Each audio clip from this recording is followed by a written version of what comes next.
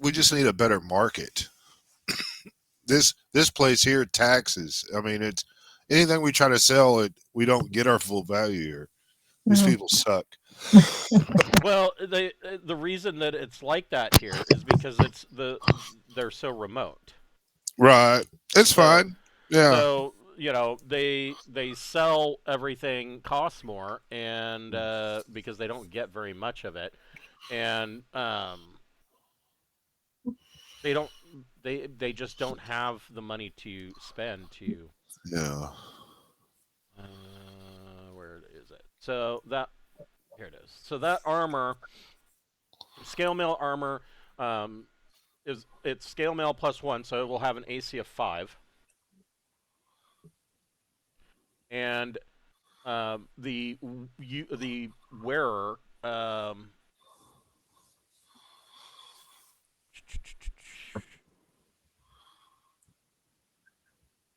The wearer. I think you have it in the item list already. Did I? Yeah, I see it here. Unharmed by magical, non-magical freezing temperatures. Right. That's Save it. bonus +2 to all saving throws versus cold base, magical Yes. and breath attacks. That's it. And cold base damage is reduced by 1 point per damage die rolled, with a That's What minimum of is one. the one. what is it called? It's white. White dragon scale mail +1. Yep. I found it. Thank you.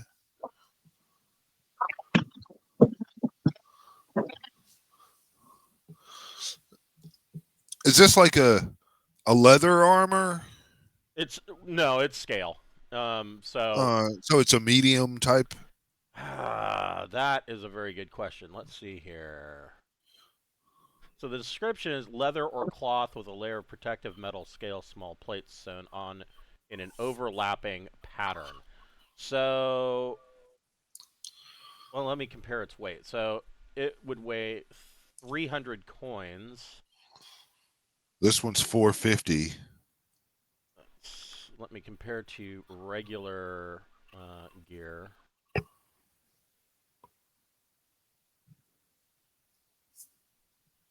So let's see. Yeah, chainmail is 400. Leather It's is heavier than 200. that. So this would scale mail. It would count as heavy armor. It's not that good if the AC is 5. Right. But the protection from cold is and cold base Yeah. damage is. Mhm.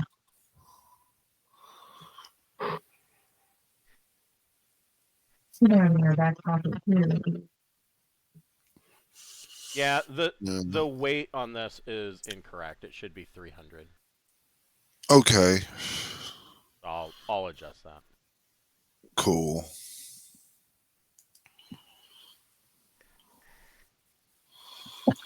Well, who's gonna wear it? I'm already wearing +1 scale mail. Right. I'm about to put on my +1 plate mail.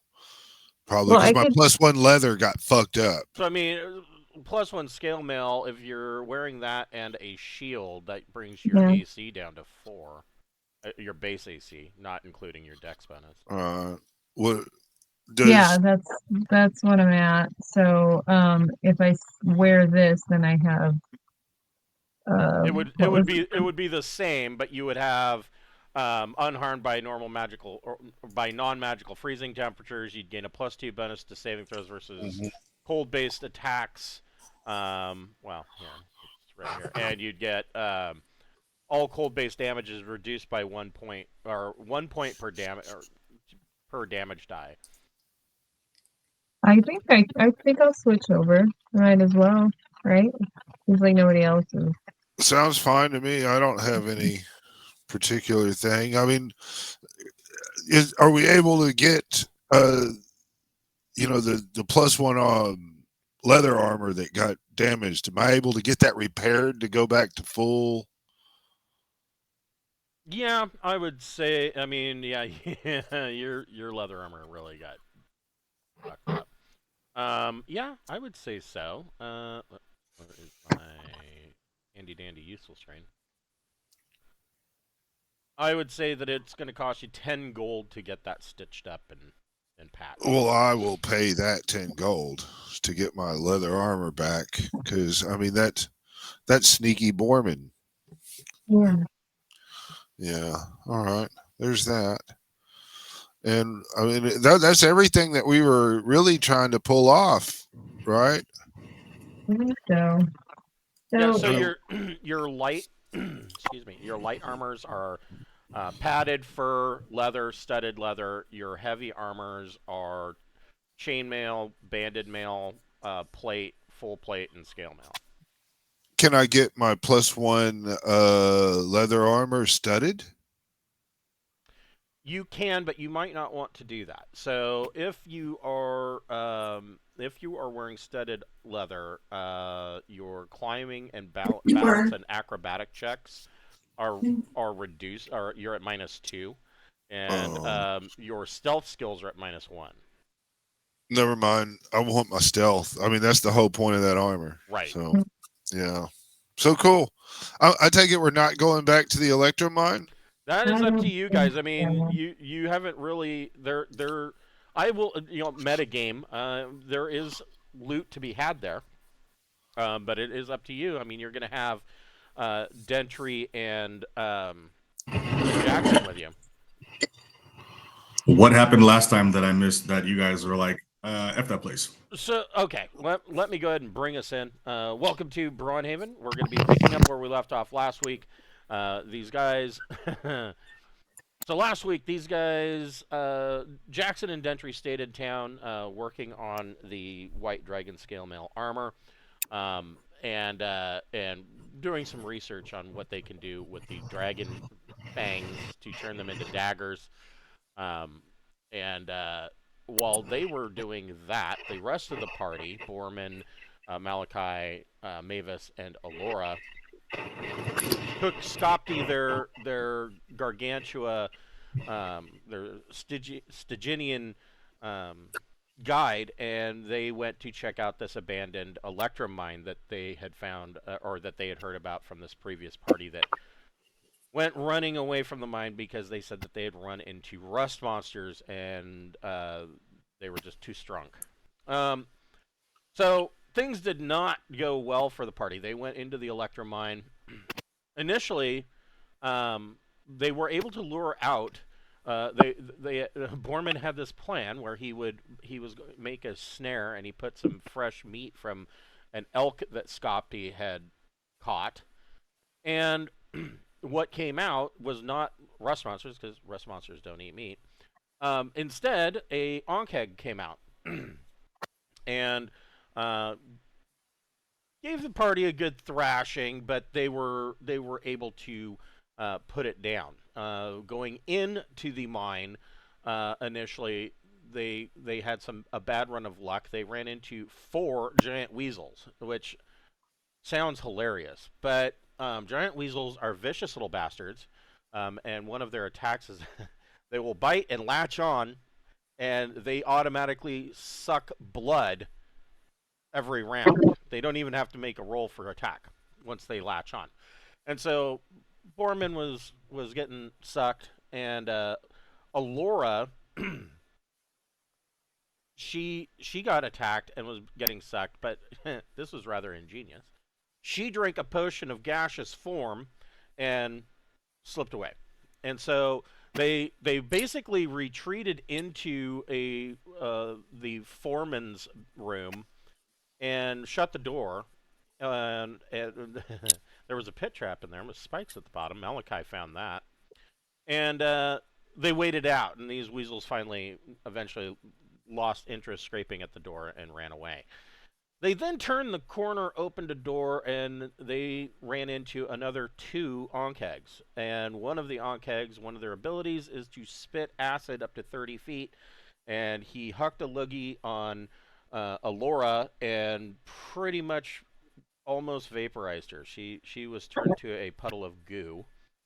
And so they did finally win, but now Aluora was dead, and so Mavis used the scroll of Raised Dead to resurrect Aluora, and they put her on a leader, because once Raised Dead has been cast on you, The first thing that happens, you lose 1 point of con, and so the way that works is you can only be raised so many times. Once you have no con left, you cannot be raised again.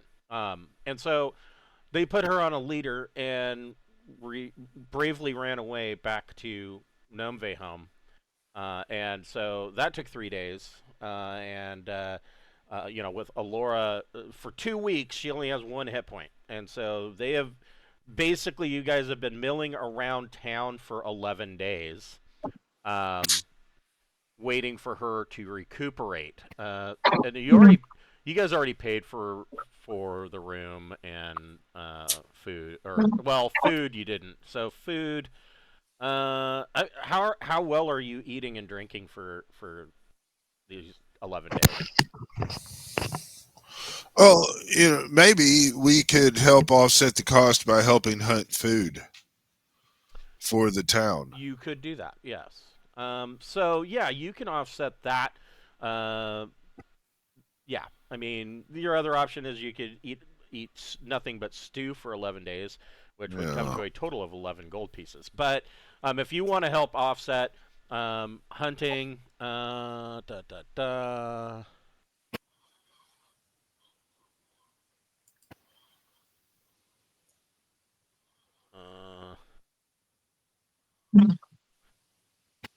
let's see. You have a ranger.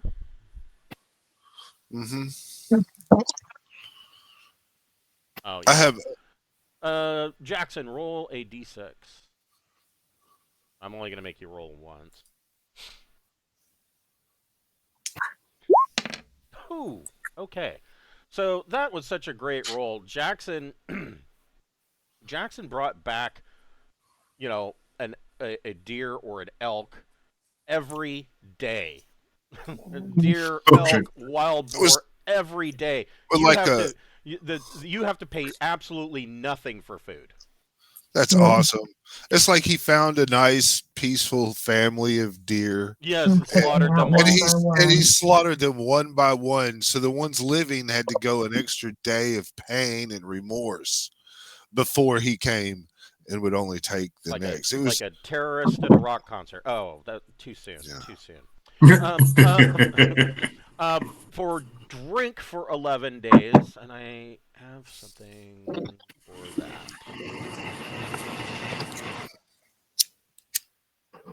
Or maybe I do not. How do I not have that? Up here. Don't worry about that. I'm gonna do it myself. I have to still make my lunch and stuff, so I'm gonna get it dirty in a second. So don't clean. Okay. Because I have to make some food, so I'm gonna make that messy. Get it dirty. I'm gonna have to make some stuff, so it's gonna get dirty in a second. Dirty. So I'll take care of it after. I had $1 for every time I heard that. Okay. Yeah, get it dirty. Yeah. Hell so does Aluora? I know she's like recuperating and stuff. Magical research is just like reading mostly, though, isn't it? Is it something she can? No, there's a little bit more to it, but okay. I mean, it is. We'll get to that in just a second. For drink, I mean, if you're drinking just ale for 11 days, you're talking about maybe, let's see. Well, I need water, ale, maybe some good fruit juices would be nice. Maybe if there's some milk, some goat milk or something. So you're talking, 8 gold pieces for the 11 days if you're just drinking ale. If you want to drink mead or wine, you're probably mead. You're talking 11 gold pieces. All right. Well, we'll do the 11. Is there anything that I can brew with, and how long does brewing take? Yeah, you can brew your own ale. And doing that, brewing does take some time. But if you wanted to brew your own ale, you can cut that in half. And I would say that brewing, you would probably also learn how to make mead. Sweet. So yeah, I Alrighty mean, if then. you want to drink mead for 11 days, I mean, you're only talking that's so mead is 1 gold piece per pint, and I'm just rounding this to 1 pint Yeah. a day. You're probably drinking more than that, but um, Oh, there's excess food, and we do offer some protection to the yeah, they're town if yeah they're something comes through. right. Uh, And I mean, Jackson is a member of the Waldspion now, so right. yeah, Um, So it- Alora's recuperation, it, I mean, she can't. I don't think she can do anything. Okay. So it says raise dead. you She can't might sit cast. out. She might sit out going to the mine if you guys go back though, because that sucks, and she needs time to figure out like either how to do something like blur or like bark skin or something. So It's just crazy. so yeah, she can only move at half of her normal movement rate. She cannot carry heavy items, cannot attack, she cannot cast spells, and she cannot use other class abilities. So no, she wouldn't be able to research. Yeah, do shit. Okay. She is for those 11 days she is Yeah. down and out. We don't have to go back there, but I think if we did go back there, uh, you know, I mean, I think we're close to some gold, maybe, but that's just me. I feel We bad because I am 2 of the 3 parties hitters, and I was gone for Yeah, I we mean, pretty much a major we've fight. got some. The reality though is, I mean, yeah, the Onkegs are vicious. They dealt Yeah. with them, but the real crux of the matter is they just got really unlucky with some rolls. Yeah, well, I mean, it's a traumatic experience for Laura. We could go to the tower and just stay on the road. Yeah, it's up to we you. found a note in there we couldn't read and we copied it. So That's yeah, right, so Warvish. the note that you found is we'll tell you. And the It's a very disappointing note. Um, So the note that you made, it is,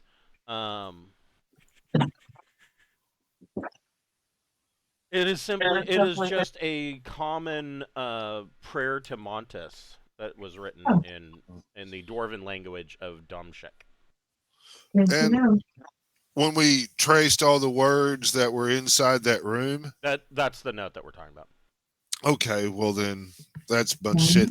We might go back there and say this, and something cool might happen. But I mean, Alora don't want to go there, and there's no reason to force that. So Well, you guys that's could the other go thing. down there. So I was toying with the idea that the question in my head was that she was killed outright by acid, and so I was like, you already took con loss, and I was debating on whether there should be charisma loss as well. I don't think I'm going to do that, but it should be noted that because the reason I'm not going to do that is because charisma is more than just physical beauty. It is also her natural speaking or oration ability, and people just really like her. And so I'm not going to do a charisma loss, but it should be noted that Alora is pretty heavily, I guess, scarred. If you've ever seen anybody that has had acid splashed on them, it is like literally their skin melts. Well, we'll have to craft Alora a wonderful kind of mask, and then she can have her armor on, so she's just covered in her Hey, armor. it did not necessarily hit me in the face. Yeah, Okay, no. Right. Yeah, I mean, Yeah, I might be able to just wear clothes and people won't know. she's just got an Audi now. She had an innie belly button, but it's out now. I mean, it could hold a pair of glasses, like a nose. Yeah, I mean, has anybody seen The Continental yet? No. So I watched all 3 episodes of it. If you like John Wick and kind of that, what I like to call the genre is gun fu. Yes, gun fu for sure. And so there's this woman who's a part of the organization, and She wears like a porcelain mask because her mouth and jaw are just completely fucked up, and pretty cool.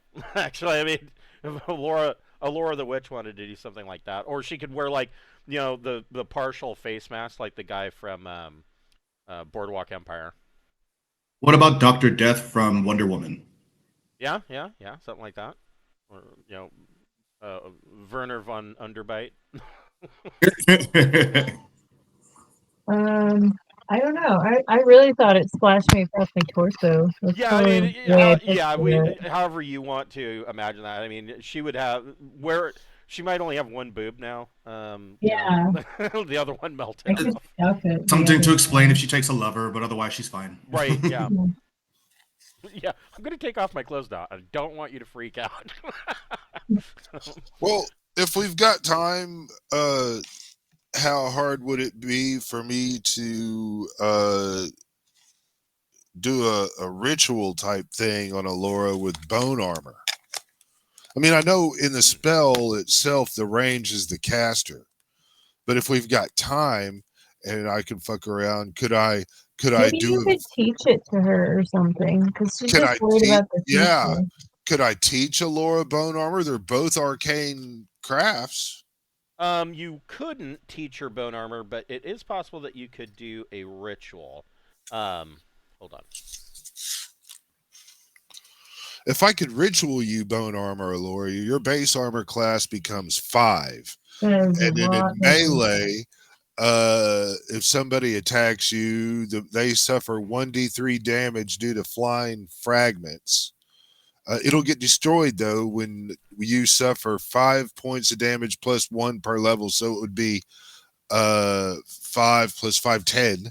So That's it'd fall apart. something. Yeah, but I mean that 5 base AC is, and I don't necessarily want to use my spell slots to do that for me, but I mean I've got marionette and shit, and So, this is the first time you guys have wanted to do a ritual, and I really, really like the ritual casting, but because we use it so infrequently, you don't have it all You don't remember. memorized. right? I don't have it. Yeah, I do not have it memorized. But where's my page display? There's my page display.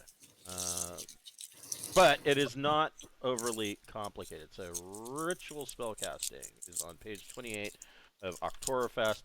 And I in the new book, Tassadantalis's Tantalizing Tower, there is going to be some rituals in there. There's at least one. And there will be an entire section of rituals in a treatise of magic and Hell magic yeah. and spells. So there's gonna be a whole lot. So what level is bone armor? 2. Okay. So that's going to cost.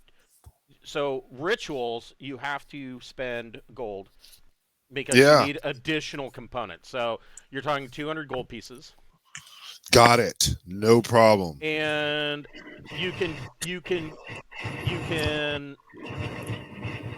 essentially you can get bonus level. Let's see. This says following precisely.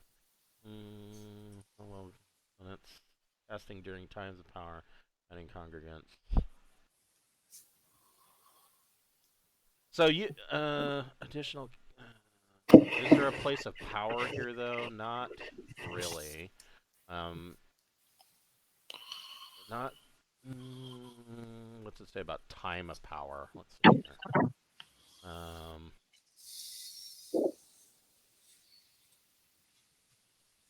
Oh, I mean, a graveyard is a place of power. For me, I'm a necromancer. That's true.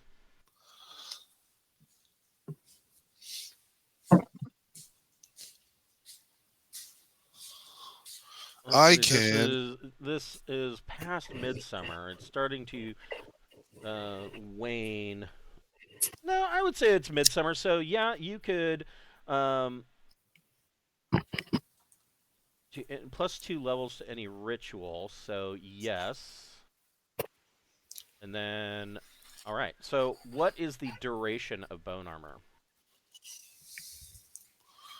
That's making me switch to my other tab. 1 second. Here we go. It's permanent until destroyed. Oh. Mhm. So yeah, I would say 200 gold pieces, and you could cast this as a ritual. Now that's a time. What? Oh yeah. So your ritual takes like 20 minutes, and you can Okay. cast bone armor on And with your +2 levels, I would say that it will allow you to cast it on somebody else. All right. And then I can cast. So I just have to cast bone armor as a ritual. Take a little extra time, and use the spell Well, slot. and really the key to that is, and let me double check this.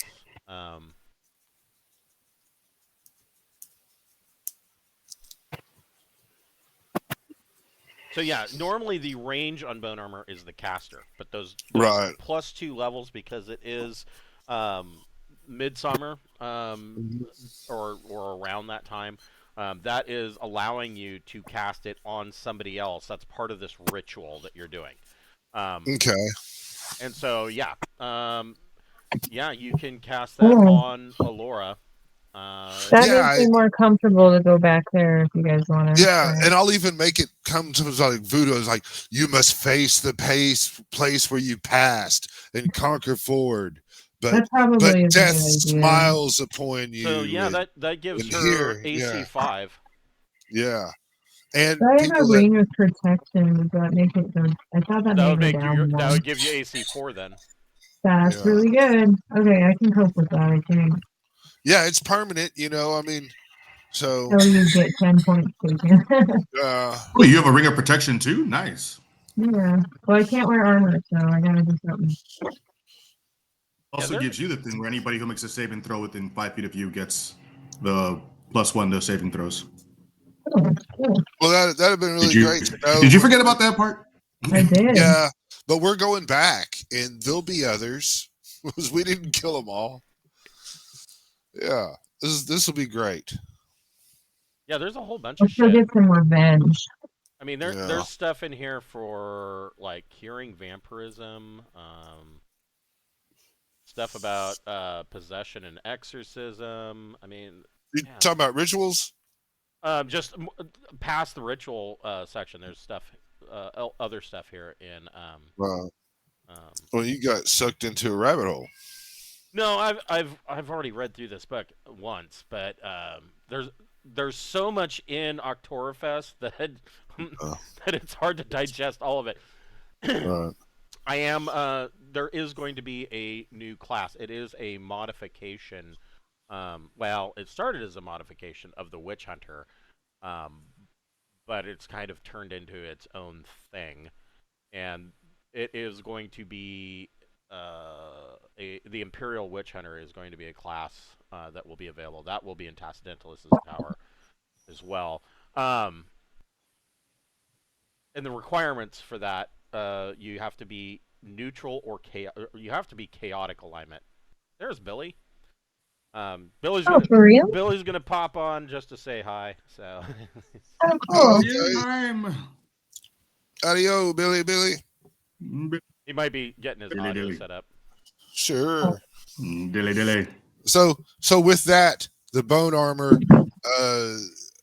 Mavis is still cool to watch other people die as she lives on, and and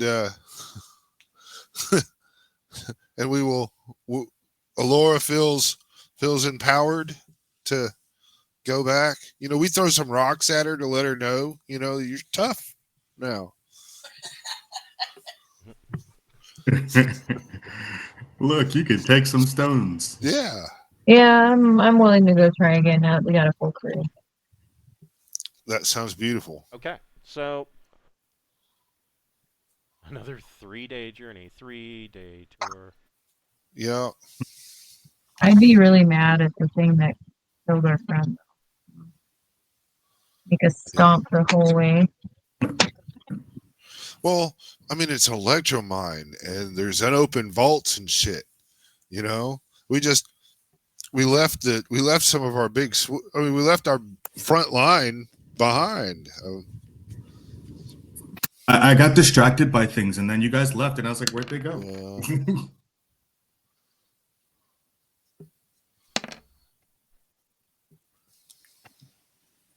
Y'all came back like, "Where were you?" Sorry? You are able to. It takes you 3 days,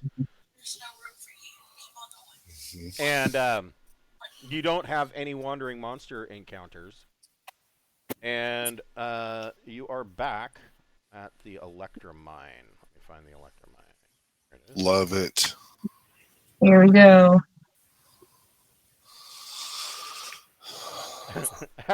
after failing a raid, you get. Have you ever had one of those where you do like a dungeon in like WoW or something? Everybody gets their asses handed to them. You all end up dying and rezzing in town, and then after repairing everything, then you all come back to the same dungeon. Yeah, this is one of those situations. Well, we have two. Yeah. He's probably going to be somewhere like up here. Yes. I'm sure Frontline. Aluora has PTSD, so she's in the back. Oh, where's Dentry? Oh, there he is. I was like, "Where's my boy? Where's my boy at? I mean, I need my boy." Dentry's probably looking around. Is this the mine that got you? Is this the place where you guys failed to be awesome? Yeah, it was awful. So, show me where that big bad thing that killed you is. I just want to see how bad it was. And you guys seem to be so weak without me, Oh yeah, we'll find stuff. There's wandering weasels. We haven't found the fucking weasels, man. Jesus. Yeah, I haven't found the rust monsters yet. Yeah, so these eyes, they're like on a necklace, right? Hanging down like an amulet. Yeah, so I would say they probably have like they're set in like your choice of metal. Right. Silver is good and easy to come by. Right, or copper. Well, copper's a little flexible. The silver's got a little ass to it. That's true. Or Electrum, and from the mine that we're in. Yeah, so or Electrum. Hold on. Yeah, there it is. Billy probably needs to go to the setting wheel. Oh yeah, he's got to turn the setting. Yeah. Enable it in his browser. Yeah.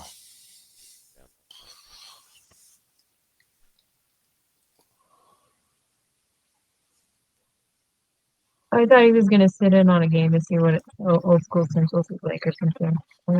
Yeah. He can always he can type in the chat if he wants to. Yeah. Can you hear us, Billy? And also, they have a baby, so that means sometimes you get up and go do stuff. Yeah. Oh, like babies are important or something. Like they rely on you to be alive. Or if you put them in a bouncy seat and just tie them in real good, it's good to go. It depends on the baby, man. Some are so chill. Yeah. Some like to explore. Look, there he is. Hi. There's Billy. He figured it out. Billy. He's smart. It's been a while. I had to go through and redo all my settings again. Yeah. We switched back to the audio. This new algorithm that they're using for Roll20 works really well. So we just went ahead and popped back. It's nice. What was less things open? What was messing with me? I wasn't I thought it was a Roll20, but as the browser was blocking, and it's like, no, this is blocked. Do you want to use it? I'm like, oh, there you are. God damn, there's the issue. Right, yes, right. Yeah, there's always that, too. How was the wee baby? Yeah. That's a wee baby. Finally sleeping. Oh, that's so cute. There's the baby. Oh. Baby. He's cute now. 20 minutes ago, he was not very cute. Yeah. It's a wee baby demon. So So are you just popping in to say hi? Did you want to play? Did you want to listen So in? Or I'm just popping in to say hi. I may listen okay, yeah, for a few minutes, see how it's sure, going. sure. Yeah, it's old school census, so it's a little different. So It's yeah, yeah, it's good to it see is. him. This is the D&D that I actually grew up with. This is basically what basically it's basic More like expert. AD. Yeah, it's basic and expert box sets from like 79, 80 around in there, and of course Mm-hmm. there's a bit of AD&D thrown in as well. Probably in Braunhaven, since this is my campaign setting, I would say there's quite a bit more than just a smidge of AD&D in there, because I've been there's stuff that I liked from AD&D that I have been converting over to the basic roles, and when I was a kid, we didn't make any differentiation between the box sets and AD&D. We just played D&D, and everything was fair. It was all in. Mm-hmm. But now that I'm older and I'm looking at the rules, there are some subtle differences, and so I'm having to kind of modify some stuff to make it fit. But um, yeah, it is a far more lethal game. um, there's none of this. Oh, I get 3 death saves. You get Oh, 1. you die. Yeah, you get 1. Like Mhm. Aluora died last week. She was a level 5 character, which this is the first time playing D&D in what 5 or 6 years that anybody over level 3 has ever died. So, Yeah. I mean, it's virtually impossible to kill. Shit, it's virtually impossible to kill characters over level 2 in 5th edition. So, yeah, Yeah. I mean, it's kind of refreshing. There is actually that danger, you know. Yeah, Definitely for have to sure. be Mm-hmm. careful. So, No right, Leroy Jenkins here. Right. right. Yeah. So, Malachi is going to cast Crypt Sight on Borman. So Borman can see in the dark for 30 feet. Can you Uh, though? I yeah, I thought it was or caster. willing. Nope, or willing creature, Okay. or creature really. So yeah, you can cast Crypt Sight on Borman. Yep, and then he'll have one eye as he sneaks forward, looking about for traps or whatever, and then we'll give the other half of the eye to Dentry, so Dentry can watch through the eye, and it sees in the dark, and you can look through the eye around Borman's neck. Oh. You see, you look in the eye that's hanging around your neck. You just pick it up and look in it, and you can see what Borman where he's going, and it's got the night side. I mean, it sees in the dark too, so then here's the signal: is I will cover the eye with my hand. It'll go, you won't be able to see because I'll cover the eye, and then that's the signal to come the fuck on. I'm fixing to jump these fools. So yeah. So where do you guys want to go? You can move your base movement rate. That every 10 minutes and every 10-minute turn. So you have been everything that you can see is where you have been. So this hallway where Alora's puddle is, Mm-hmm. or was. There is this door to the west, Yeah. or to the east. There is a door to the north, and then there is this door to the west at the end of the hallway. Gonna go. I want to look through that door that we passed as we were going by where Aluora died. I'd like to, kind of look for traps as I head that way. Okay. So I should find traps. Yeah. So this door opens up into another hallway, Mm. very narrow hallway, 5 feet wide by 15 feet long, and there is another door at the end of that hallway. Want to look for traps. You and I don't. should find them. You do not find any traps in the hallway. All right. Well, is the door locked? The door is not locked. All right. Well, I'm gonna turn invisible and open the door. All right.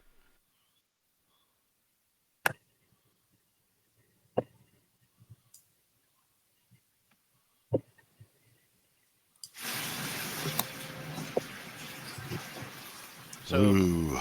this room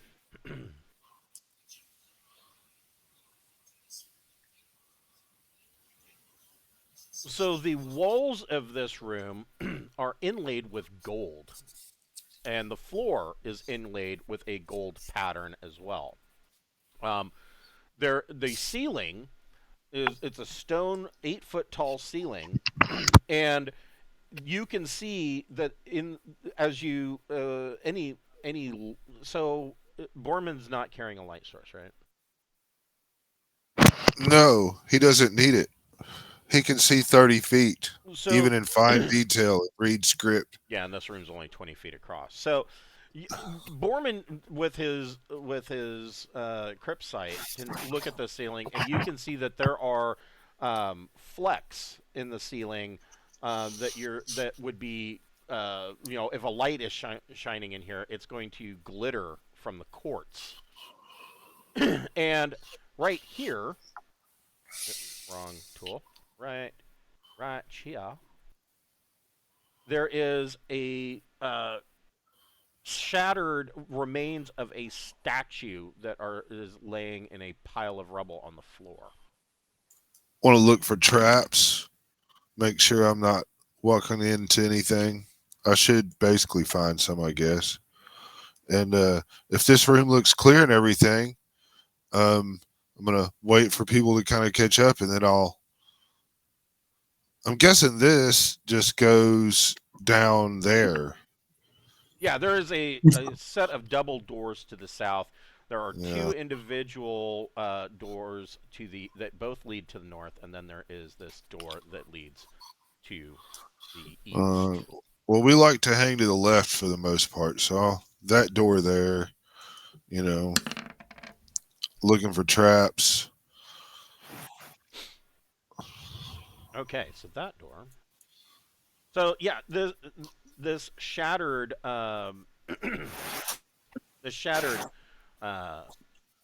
statue, you can tell is what remains of what was a statue of Montes, the Mountain Father. So this door to the north is not trapped, and it is not locked. Well, let's open it up.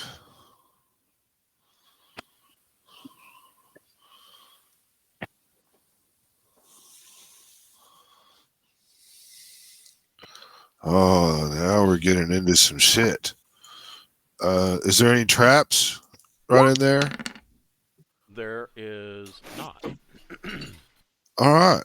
Well, I'm going to continue on and kind of look up here. I'm going to do a move silent check as I sneak down this hallway. Okay. And I'm not moving silently because my armor will give me a -2, and so no. Okay. But I am visible, I guess. So let's still look in the room there. So this room.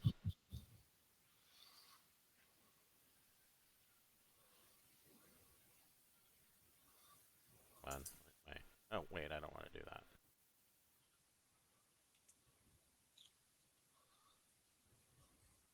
So this room, there is glittering quartz tiles on the floor, and there is a blue and white mural on the walls. And there is, on the ceiling, there is an Electrum and topaz mosaic. The mural, the blue and white mural, covers the walls of this room from floor to ceiling, and it is a depiction of it tells a story as you move around the room of the dwarves leaving the capital city of Zlatoheim and having all the hardships that they went through along the way until they came to this mine. Any symbols of the scepter or anything like that in there? No. The ceiling is a mosaic that it depicts the seasons, starting with winter on the west side of the room, and it changes to fall on the east side of the room. And so the south side of the room is summer? Yeah, more or less, yeah. So the midsummer area that marks today, is there anything there that stands out, mystical, jumping up? No. Yeah. But this What's mosaic, shot? mosaic is inlaid with electrum and gems in the ceiling, and there is a partial cave-in here. Oops. Right here. Have I rolled for traps as I looked around and all that? Go ahead and make a trap check. Yeah. I should find them. Yeah, you don't find any traps. Then, but yeah. this cave-in has partially ruined the mosaic in the ceiling, and there under this, there at one time there was what looks like there was a rather ornate throne, and it is completely obliterated by the cave-in. But on the north wall, you see a chest. I'm gonna just speak out. I'm gonna go look at this chest. And, All right. Yeah, you could take me there if you want. I'm gonna look for traps as I approach. There, I should find traps, like along north wall there, about where I am. Yes, exactly right there. All right.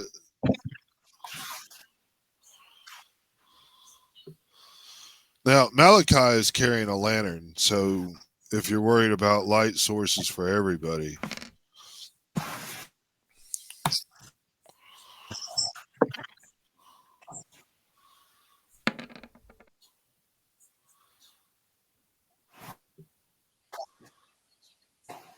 Oh, interesting. Did you have to roll to see if it was trapped? No. Oh, okay, good.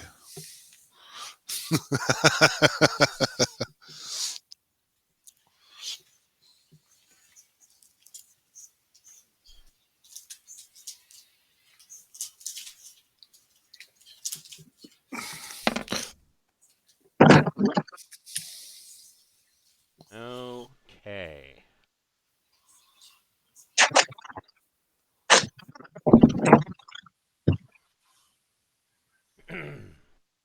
Interesting.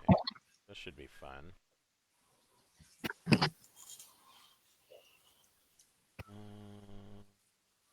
That's not what I was looking for.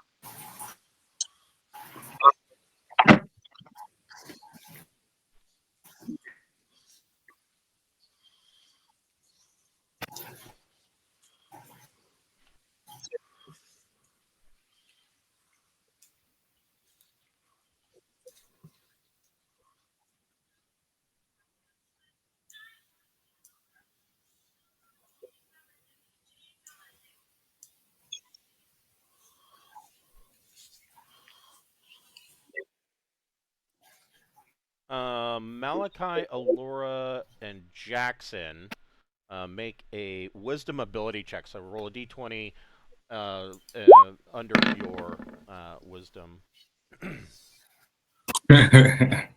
Why do you always pick the things I have no stats in? Shit, I just lost. Wisdom? Ugh.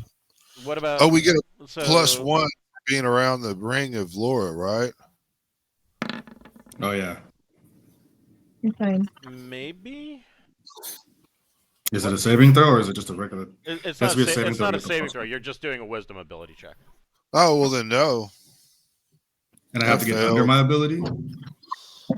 Yeah. I actually succeeded this time. Okay.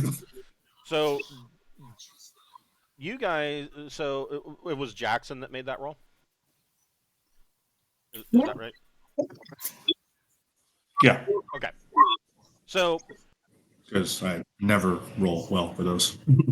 Jackson can hear from this door behind him.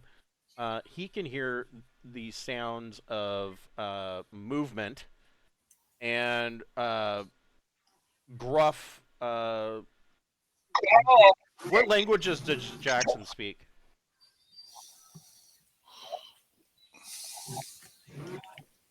Only speaks Leidir, Handlin, and Gernvold. Okay, so it is in a. So Handel is common. You hear something that kind of sounds like common, but it is in a dialect that you do not understand, and it sounds like these gruff, voices coming from down this hallway, and they sound like they're coming towards you. Foreman, the chest is locked. Okay, well, if I don't know about the people coming in behind me, I've got to pick this lock. I mean, that's just what I do. I immediately tell Dentry we got trouble coming. Okay. And then if that conversation about trouble is coming, Malachi's going to go ahead and just step on into the room and Yes. not. Yeah. You should move it a little bit. Yeah, you can move where you would like, because I don't think these guys know that you're. Well, they are not surprised, and you guys heard them, so. We can close that door maybe. Yeah, that's what I was thinking too. Maybe we could just brace kinda it or something. close the door. And walk back What's this that way. noise? I don't know. So we have like a vacuum cleaner in the background? So, out of curiosity, what makes this game so much? I'm sorry, what was that?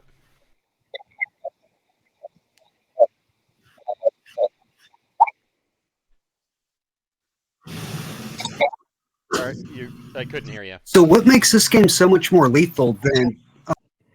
Well, for the most part, so like I said, you don't get as many death saves, and for generally you don't have that hit point creep that you have in 5th edition. So Dentry, what level is Dentry?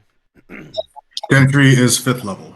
So he is a 5th level half-orc fighter. How many hit points does Dentry have? I did good with my rolls, and I have 44. So there's an example.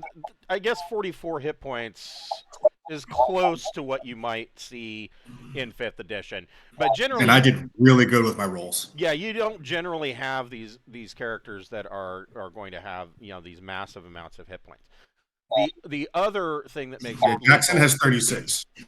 is that, so say for instance, let's say that let's say that chest was trapped, and he failed to find the trap, and he was going to try and pick the lock, and let's say that the trap was a poison needle. There's a 2 in 6 chance that he'll spring the trap. So if I roll a 1 or a 2, the trap is sprung. He has to make a save versus death. If he fails that save because of the poison, he outright dies. Period. That's it. His character is kaput. So yeah, it can be quite a bit more lethal. There are a lot of instant things where if you roll bad, that's it. Yes. It's game over. Yeah. Yeah. But I should have unlocked I should have picked the lock. You did. And in this chest, you find. Now I gotta break out the calculator. Impeding death is coming and Borman is getting the shit out of the chest. Right. Yeah.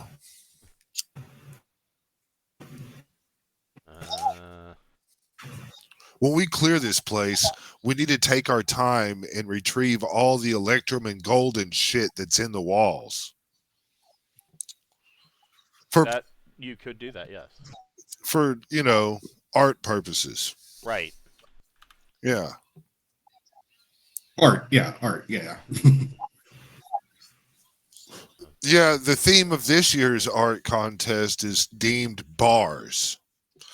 And we were going to make artful bars of gold and Electrum.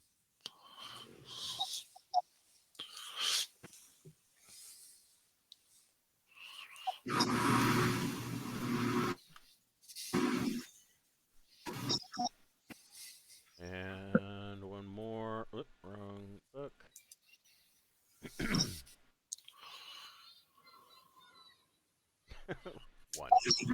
One.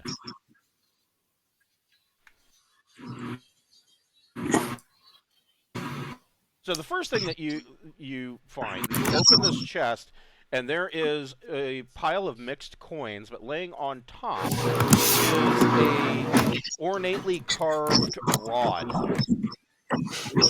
An ornately carved rod. Yeah. Beneath that, the coins,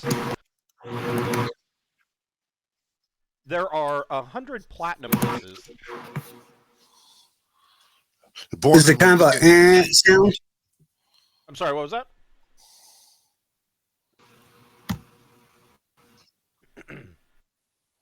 Yeah, the sound went away for a while. Yeah. Oh. I'm just gonna. Are you hearing the sound right now? Yes. I'm I can not. hear you. No, you are? Can you not hear me? I can hear you. Oh, okay. Yeah. Okay. No, I mean, we meant the background sound that we were hearing earlier. Right. Oh, right. I'm just gonna slide that ornately covered rod into the bag of holding. I'm gonna just not even touch it. I'm gonna use like my cloak to wrap around it and not really touch it, but put it in. And then I will smile and nod at Dentry as I know he has to write down the 100 platinum pieces. Right. Yes. There. Yeah. There's Yeah. 100 platinum pieces. Oh. 100 platinum. So this rod is a 5-foot metal rod, and it is engraved with ornate dwarven script. Yeah, and as soon as this upcoming battle comes on, we'll look at the rod. But right now, you know, I'm thinking I'm gonna stick the rod in my bag of holding, and then if it comes down to it, I'm gonna get the fuck out. Okay. With it. There are 400 gold pieces. That's still Brian's job. 400 gold pieces. 200 Electrum pieces. 200 Electrum pieces. Okay. There are 200 silver pieces. 200 silver pieces. And 100 copper. 100 copper. Wonderful. I told y'all I could feel we were close to some payout. And so...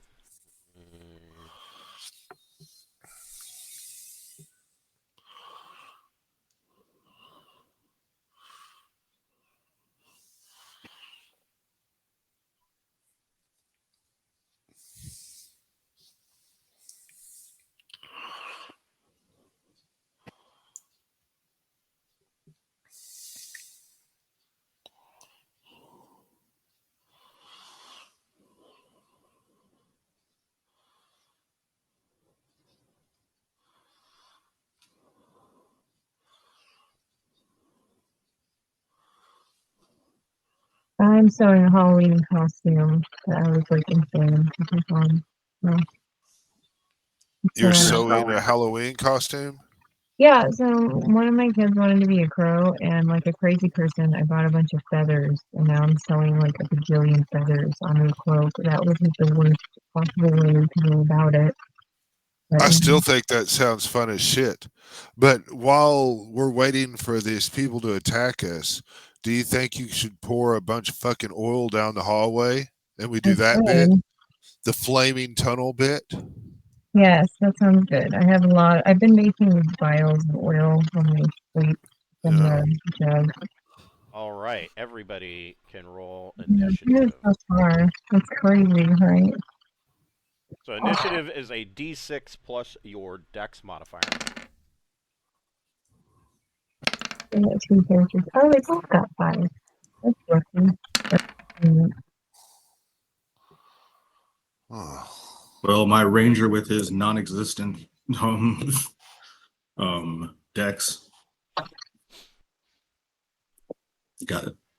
Give me the put it in. So did I pull off dumping oil down the hallway, or do I have to use a turn for that?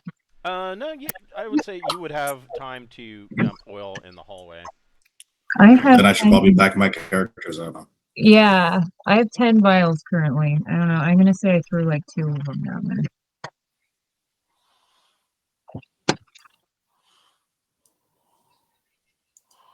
Because I don't want to overdo it and have it ignite everything in the room. And what I'll do is I'll creep down the hallway and open the door, and when they come out or whatever, light the hallway on fire. Okay. And Malachi can do it. Can light it with his. So who is carrying a torch? Malachi's got a lantern. Mavis has a torch.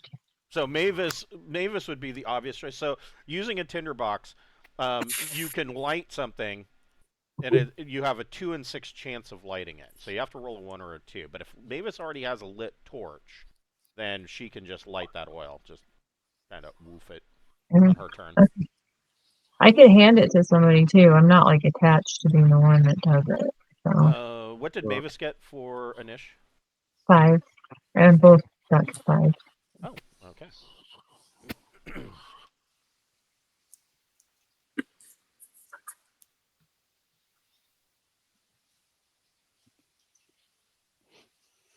All right. So what is Borman doing? Borman is going to creep forward and open the door. Okay. All right.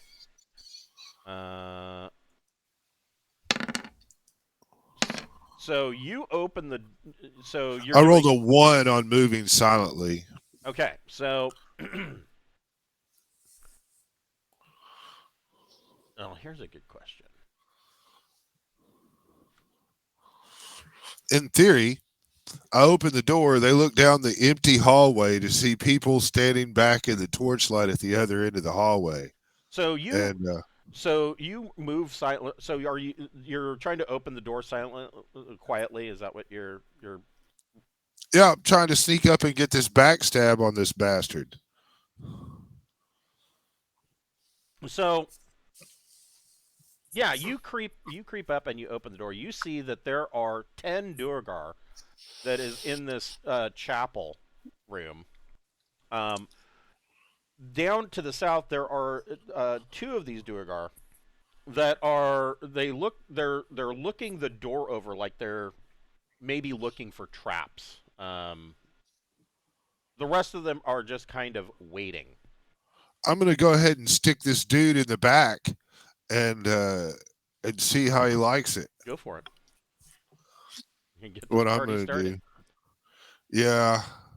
So this will be plus 1, 2, 3, 4. This will be plus 6.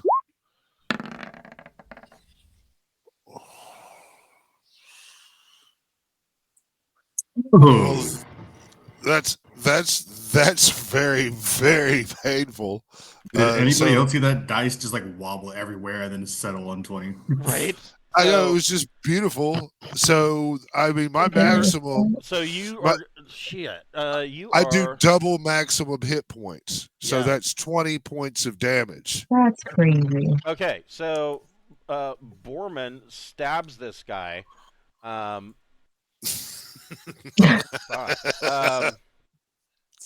Borman stabs this guy so completely.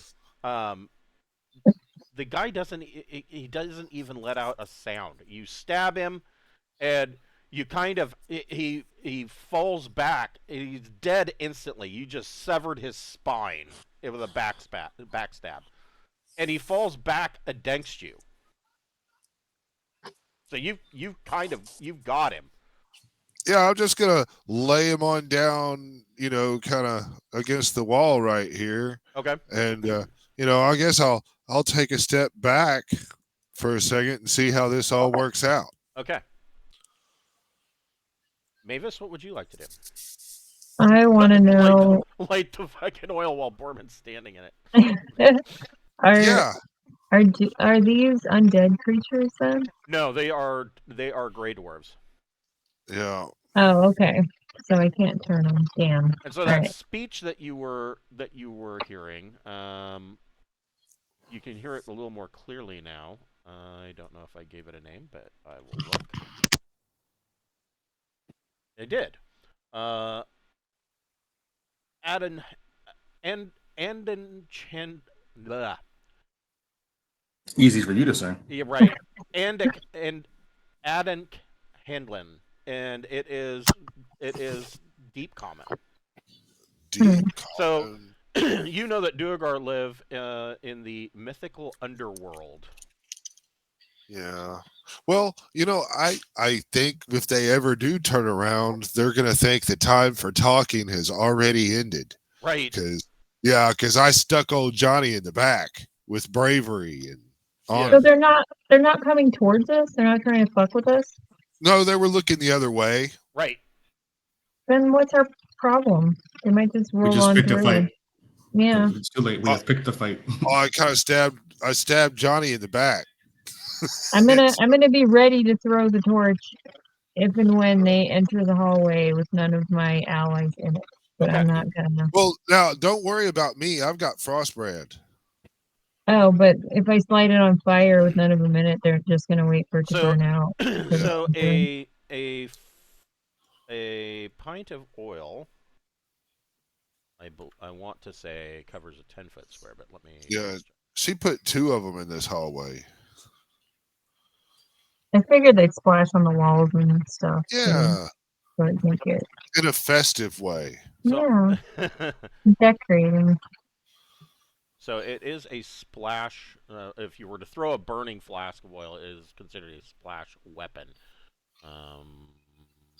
What does that exactly? Not burning it. We're okay. What does that exactly mean? So it means splash. Doesn't say. Yeah, I would say that that a pint of oil would cover a 10-foot square. So these are 5-foot squares. So these 2 squares, this hallway is covered. It's a hazard. So Mavis is readying an action to drop the torch. What is Malachi doing?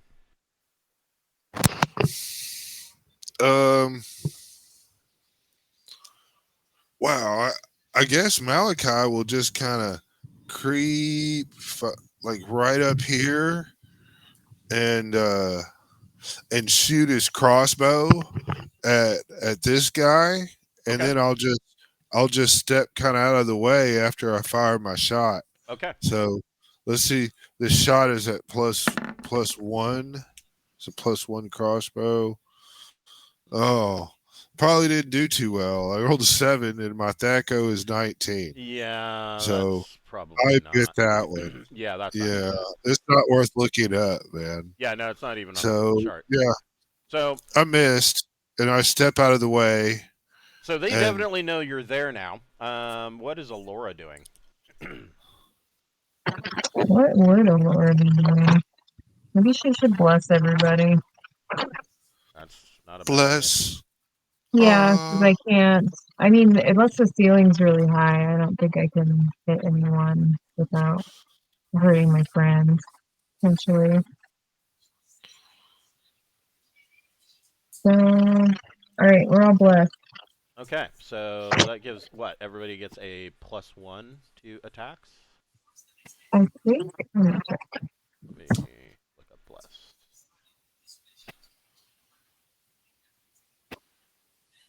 Bless. So it, everybody within 20 feet gains a +1 bonus to attack and damage rolls, and a +1 bonus to morale. Not you guys don't have any hirelings, so that doesn't matter. Oh. Bless may also form part of rituals of purification or consecration. So you can do a bless ritual to basically consecrate ground for like a new church or temple or a cemetery, things of that nature. You know, Okay. if you want to So prevent undead, that's yeah, Yeah, that's that's pretty badass. handy. Okay, so everybody gets +1 to attack and damage. nice. That's pretty great. Okay, so all right, the Duergar are now that this crossbow bolt has clattered off the south wall of the chapel. They all turn around and see that poor Johnny has been X'd out. He's got X's over his eyes, and they're rather pissed about it. So they 5, 10. 5, 10. They can't get through that hallway.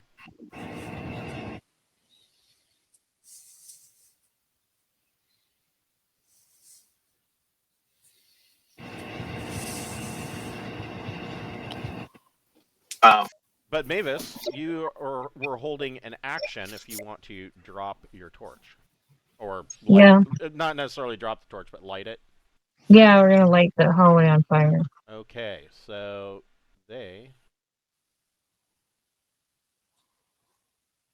are going to take...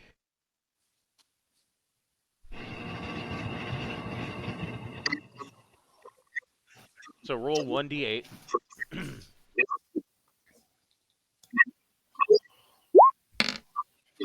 Just to get the +1 of being blessed or not really. Yeah, so these two guys are immediately immolated.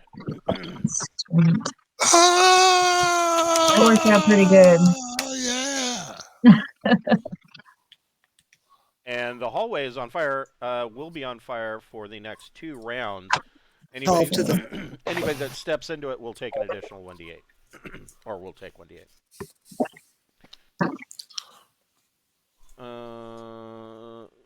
And the Duergar are not that dumb. Dentry, what would you like to do? I will do throwing axe at this one. Okay.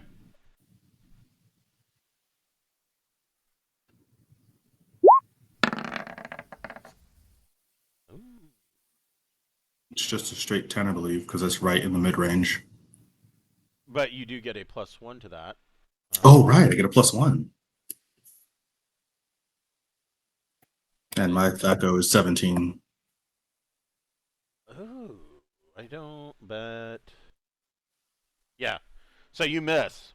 The Duergar kind of brings his shield up and blocks it. How dare he? What does Jackson want to do?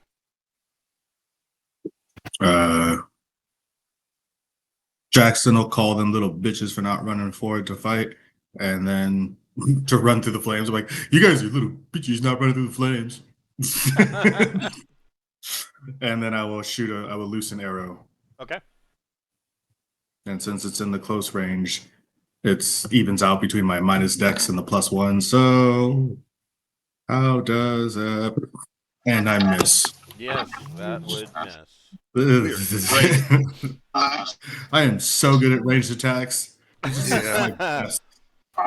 We are back to Borman. What would Borman like to do? Well, All right. Hopefully you can get him back to a calm state there, Billy. oh yeah. All right. Yeah, I'm just gonna step forward right here and nail this guy. This is at +2. Oh! Oh! He's going to take max damage. Why do you get all the 20s? I don't know, but he's taking 10. Yeah, well, he can't. I'm happy you get them. I just want some of them too. That's fine. And then I want to step back here and and stab my sword into the flames and put them out so my Okay. comrade can come into this part of the hallway if they so choose. Okay, so you stab down, and it puts out the fire. What does Mavis want to do?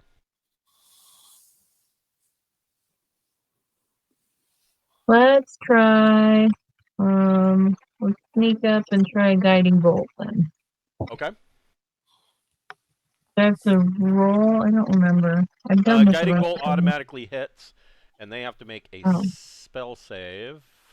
Or get glittery. Yeah. Glitter balls. And they fail their spell save. So I would assume you're going to Please hit this first guy up here. Yeah. I'm trying to remember. Guiding bolt's this one, but it'll be +1 because of. So it doesn't And then matter if plus he's the bless. it So doesn't matter if he's glittery or not. You outright blast him in the face, and with a very shiny bolt of holy energy, and he drops. It blasts him. What would Malachi like to do? well, I guess Malachi is going to get right up in the thick of things and try to, God, can I squeeze right there and shoot this guy? Yeah. Yeah, that's what I want to do. Just +1. That's going to be a miss. That is a miss. And with the rest of my movement, I'm going to just move back right over here. Okay. And Aluora. There's not a lot of room in this hallway. Yeah. That's why I stepped in it and stepped the fuck out. Because. Yeah, what am I supposed to do? Maybe I should tell everybody back up a little bit so I can do something this round. The ceiling's not high enough for me to fly over. So Yeah, it's only 8 feet. It's only an 8-foot ceiling. I'm just grateful to not be dying or taking damage right now. Just breathing slow. Yes.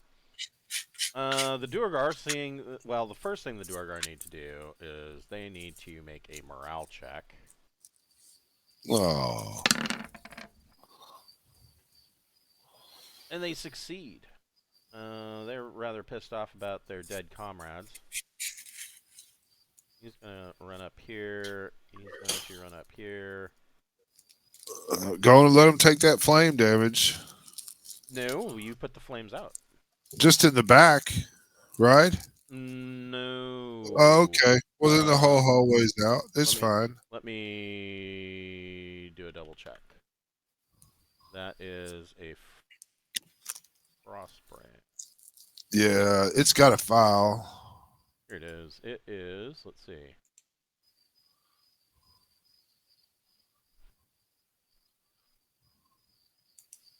Oh. Well, maybe not. So you have to roll a percentage. There's a 50% chance of extinguishing a 10-foot radius area when thrust into fire. Right. Now, needless to say, I don't think anyone's going to just voluntarily run into fire. Right. But we'll see. 50 or less, you said? Yes. 55. No, these guys would not voluntarily run into fire. All right.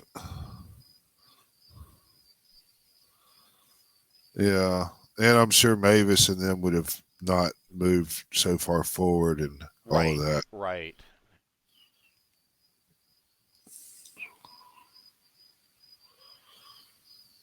Okay, so yeah, Mavis probably wouldn't have moved forward like that. Does Mavis? I don't remember if Mavis has any fire resistance. I was trying to sneak up to do my guiding bolt, and then Right. Yeah, that's well, I don't. But you probably would have moved back. Yeah, well, I want to give other people a chance to attack. No, you're good. Oh yeah. So I'm getting a phone call from Jamaica. Sounds legit. You better answer. Better answer. They're probably wanting to inform me about the extended warranty on my car. Or the Jamaican. You won the Jamaican lottery. So the Duergar, that's a good question. What are they doing?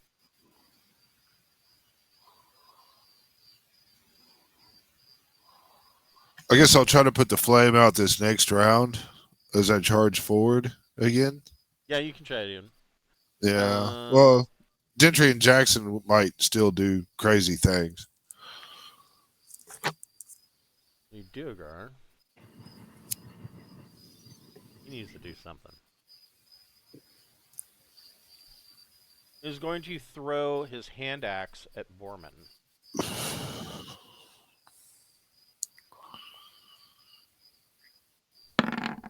Ugh. And likely misses. I don't think he. -2. Yeah, he misses completely.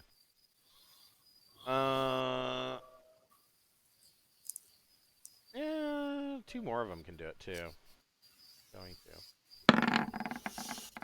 And he misses. Ooh. There's hope.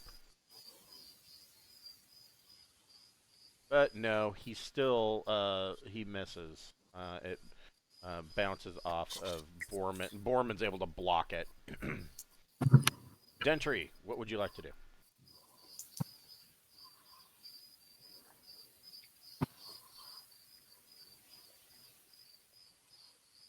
Gentry?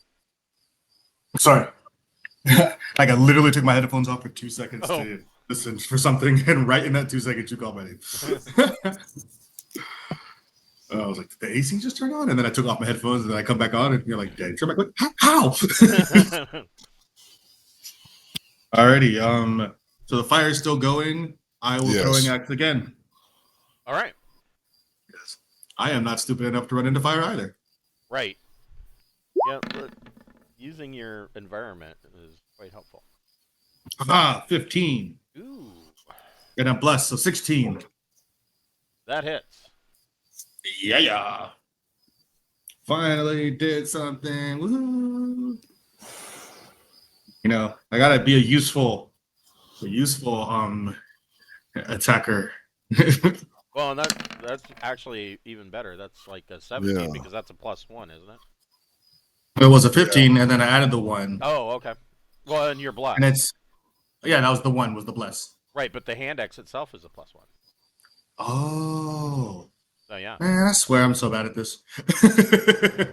Then yes, it was a 17, and that's 8 damage. Yeah. 9 damage because the bless and the hand axe. Yes, Right. 9 damage. Yeah, and there is another dead Duergar. This axe just buries into his chest and flips back out into Gentry's hand, and this Duergar falls over dead. What would Jackson like to do? Jackson will say, "It's cool. Just stay there and keep getting killed. We're fine with that." And let's loose an arrow. Yeah. That does absolutely nothing. The terrible ranger. Yep. See, he killed all those elk and everything. He ran up on him and killed him with his bare hands. He wasn't even using ranged weapons for that. Right, yeah. All right. He was hunting. Yeah. He just strangled him to death. That should extinguish the fire. So Borman extinguishes the flame. What would Borman like to do? I'll run right up here and hit this dude in the face with my sword. +3. This is +3. Yeah. So 11. That hits AC 6. That is a miss. The Duergar parries your attack. Cool. Mavis, what would you like to do now that the fire is out? Let's see. Okay, I can make an attack. Yeah. Yes, you can.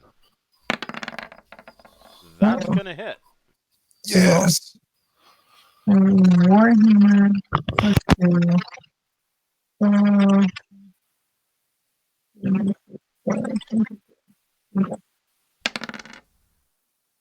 Okay. So Don't forget your +1 for bless.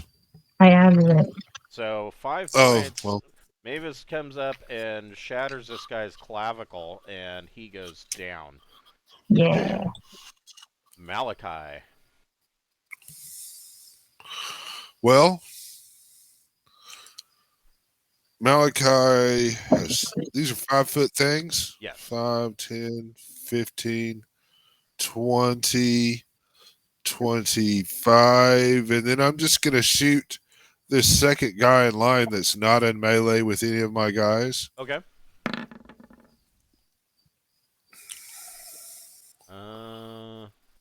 Does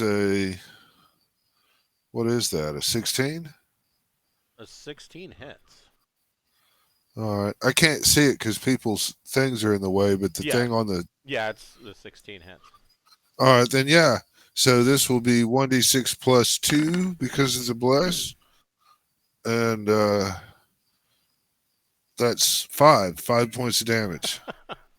So which one of these guys are you shooting? This one in the middle? Yeah. Yeah. And he drops... Oops, that's the wrong one. Damn it.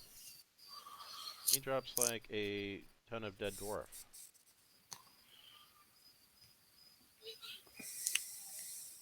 This room's starting to get piled up with dead bodies.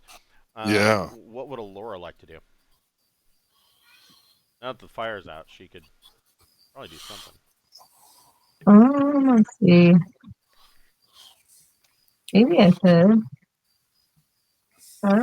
20 feet would get you here. Well, yeah. Am I gonna get smacked though? That would put you into melee range. Okay, I'm staying back. I died. Everybody be understanding. Absolutely. She's a little gun shy. Yeah. Yeah, we got you some armor though.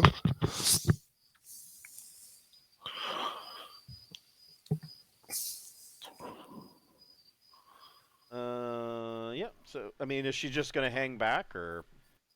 I guess so. Okay. Duergar, yeah, this isn't going well for them. So these two Duergar, looking around at all of the dead bodies, drop their weapons and surrender. Well, that sounds like a wonderful idea. We can't communicate very well. Do they speak common? They do. Oh, okay. Well, why did you attack us? They're like, we didn't.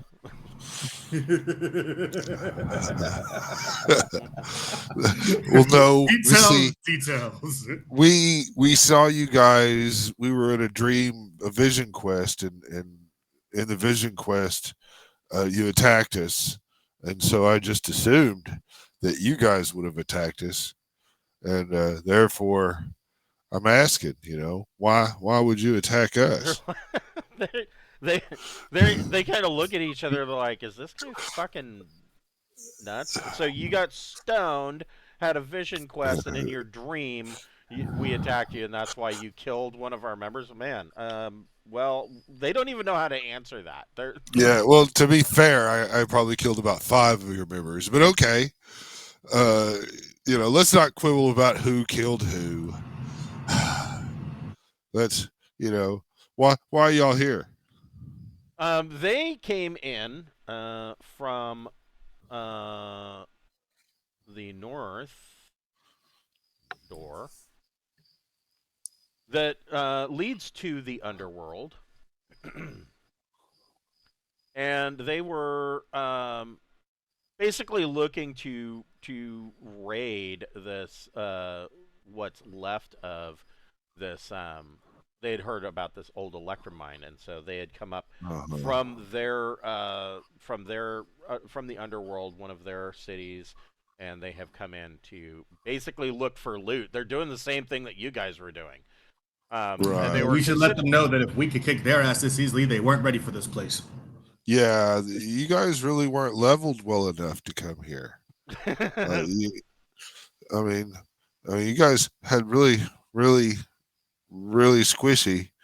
But I tell you what, we'll allow you to earn your freedom by serving us while we clear out the rest of this place, and then we'll let you go after we get done looting this whole place out. But we don't want to let you go before then, because I mean you'd go tell people and we'd have to kill another 20 of your friends. So And you guys might survive better this way. Yeah, we'll teach you guys how to survive in adventuring conditions. You can take this back to your people and teach them how to live in dark and dangerous areas. yeah, I mean, well, they live in the Underdark, so Yeah, everything I down get there it. is dark and dangerous. Yeah. I mean, they don't really have a choice. Are you allowing them to keep their weapons, or what are your terms here? Or are you I just mean, I think. using them as porters to carry all your shit? Well, They can no, I keep their mean weapons. they're much more than porters. They're door openers and walk-inners. You Okay. know, Okay. I mean, they serve a valid purpose. Maybe we could, we can let them stay armed. I mean, if they want to turn on us, we'll kill them. Okay. I mean, they don't have a lot of hit points. Yeah. So you're allowing them to be armed. I mean, They does anybody they're have an just carrying objection? hand axes. So Yeah, no, we're Yeah. good with that. Like, hey guys, stay armed. You saw what happened when you tried to fight us before. Don't try Yeah. that again. well, they have Yeah, hand axes and warhammers. yeah. But we'll also, because they can turn invisible and stuff, we're gonna go ahead and tie rope. Chain. We'll use that chain and put it around their waist and, Okay. and lock it in. So if they turn invisible, we got a chain. We know where to stick. Okay. Okay. So, right. So, where do you want to go from here? I assume you're making them lead the way. Sure, they need to go to this door right here and open it up. Okay. So the other thing that you may not know about the chain around their waist kind of limits them, but they open up this door.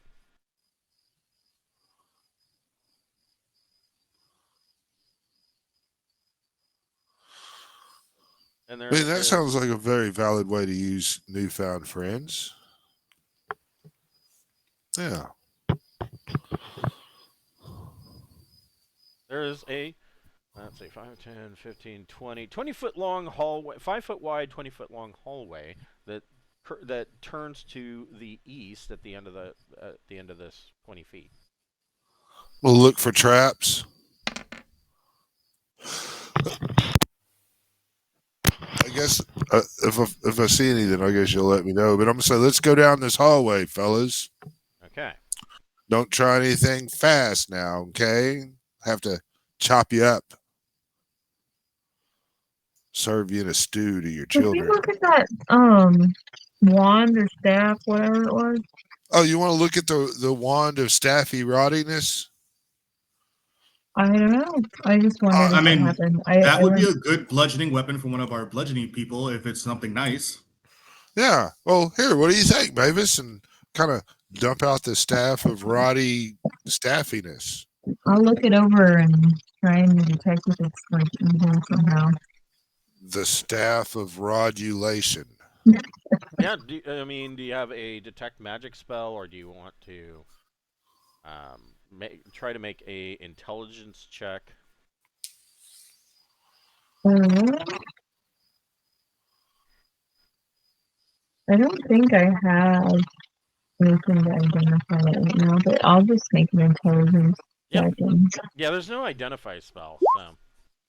Oh yeah. Okay. So Mavis kind of looks this thing over, and she determines that she believes this is a rod of parrying.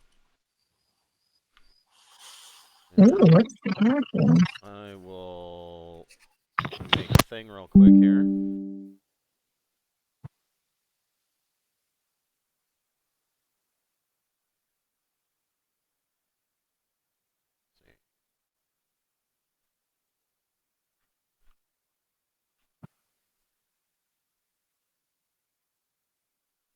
And the thing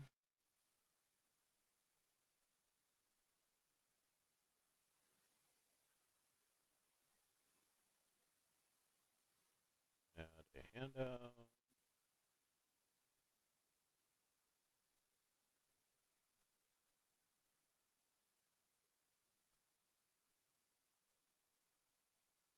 that we can have it in our journals.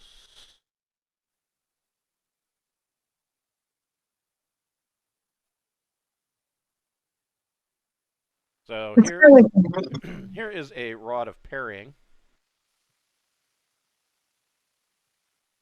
It's basically a +2. 5-foot-long metal billy club.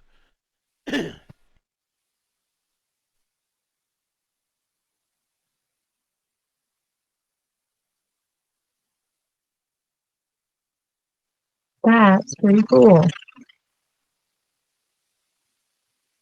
Oh, nice. So, what kind of characters can use a rod? That's a really good question. I think it counts as bludgeoning. It's definitely a bludgeoning type device. I mean, So it's kind of so rods. Any character can use a rod, unless it is noted otherwise. They're generally thin, and unless noted, magic rods contain 1d10 charges when found. So instead of attacking, the character may use the it rod says to no parry. charges. Yeah, Yeah, it does not have any charges. So yeah, any character can use this +2 stick of parrying. wow, that's pretty cool. Yeah, it's listed under rods are similar to staves and wands. Yeah, I mean, yeah, that's you can give that to. So we can either give it to somebody that takes a lot of damage to try and like lower how much repairing we have to do, or we can give it to somebody. We can give it to the weakest party member to try and prevent them from dying. I don't know I which think one. let's try to keep people from dying. I mean Maybe we should give that to Aluora. Yeah, well, I Okay. mean, plus I don't 4 need bonus In to your melee AC. combat, that gives her Yeah. that drops her AC by another 4 if she wants to just parry. Rod of Parry. I'll take it if nobody else wants it. That's Yeah, that's amazing. fine. I really don't want you dying. That'll make her feel a lot less traumatized. You know, she has that Yeah. on her side. Yeah, here, That's have pretty this. awesome. It's dangerous to go alone. Take this stick. Yeah. I mean, That's So you great. get I want my frost brand, even though that's a really good weapon. I still want my frost brand. So, and it's a That's D8 +2, so that's solid. yeah. Right. I'm gonna grab something I'm headed- from my kitchen. I'll yeah. be right back. Yeah, All right. I'm gonna go grab my own special cough medicine. I'll be right back. Take 5.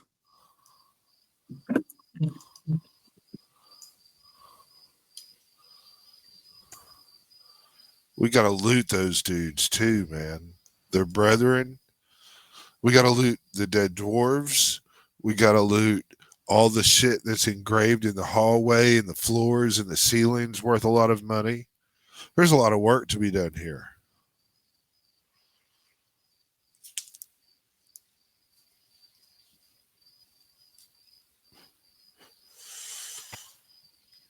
Whether you heard me or not, doesn't matter. I still spoke.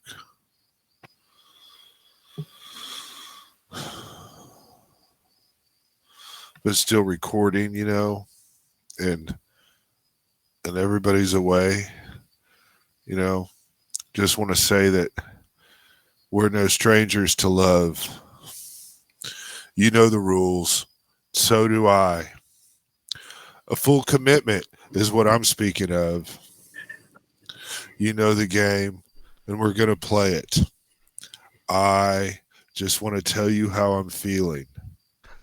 I've got to make you understand that I'm never going to give you up. I'm never going to let you down. Well, I was filling up dead air, man. You know? Everybody left, and I rickrolled our audience. And Shit. that's what happened. But I did.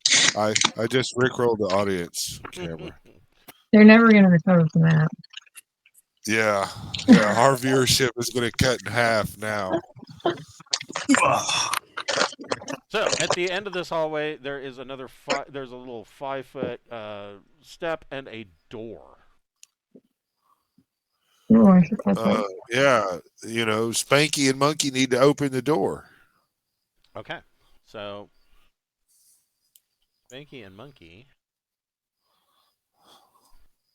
open the door. We've got these. Yeah. So in this room, they open the door. You see that there is an iron furnace with a leather bellows on the south wall down here. It's a forge. There is an iron chimney that's set into the stone, and it goes up to a 10-foot ceiling. And there is an ore bin and a number of iron molds for casting molten metal. And there is a partial collapse of the room here.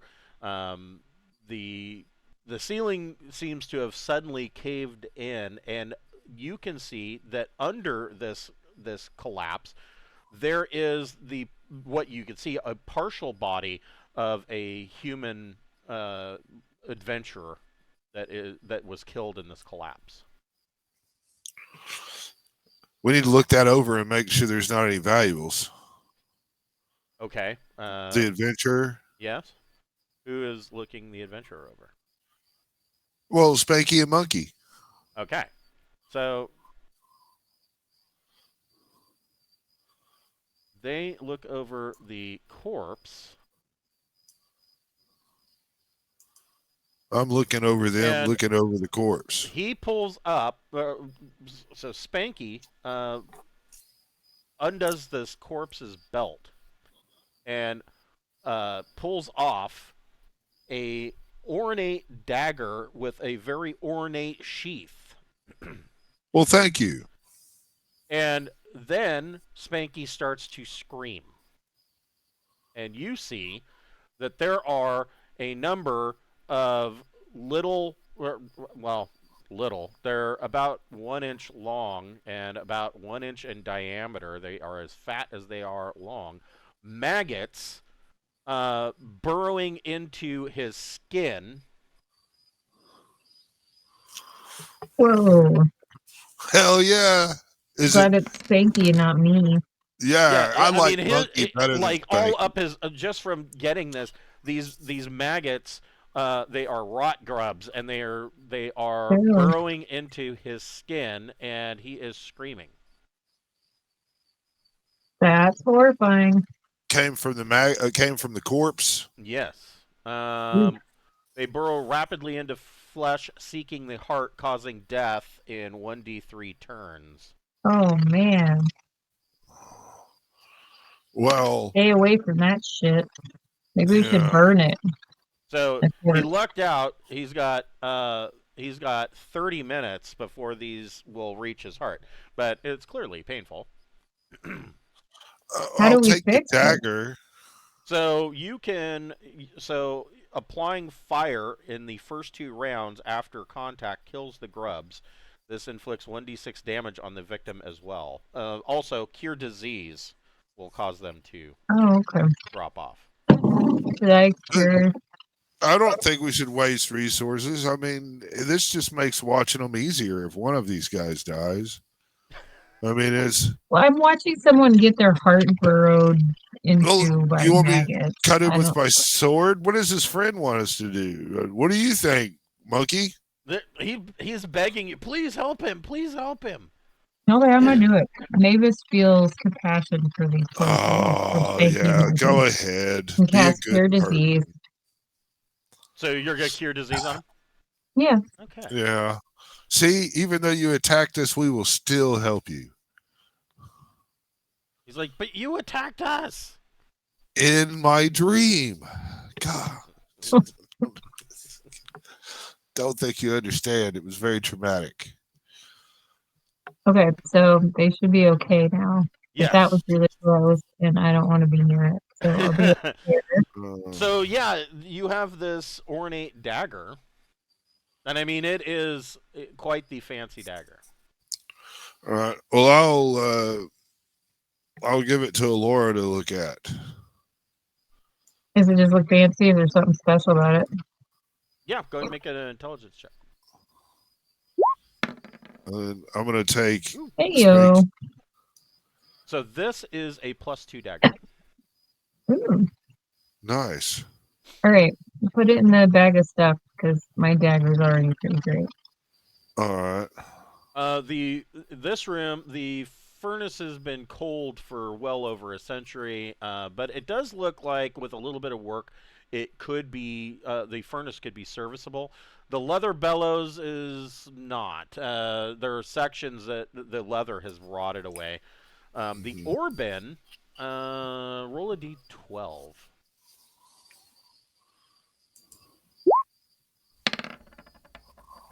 So the ore bin holds 60 gold pieces worth of Electrum ore. You doing that, Brian? All right, I'm doing it. All right, 60 pieces of Electrum ore. Yes. And roll a d10.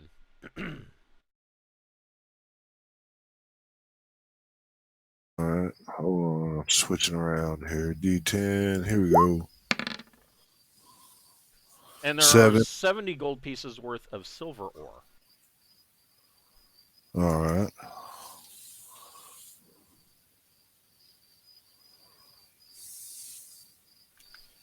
Where the hell was I typing? Here we go. All right, 60.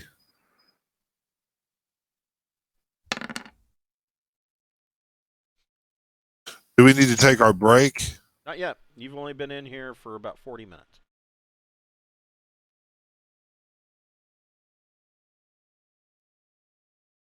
All right.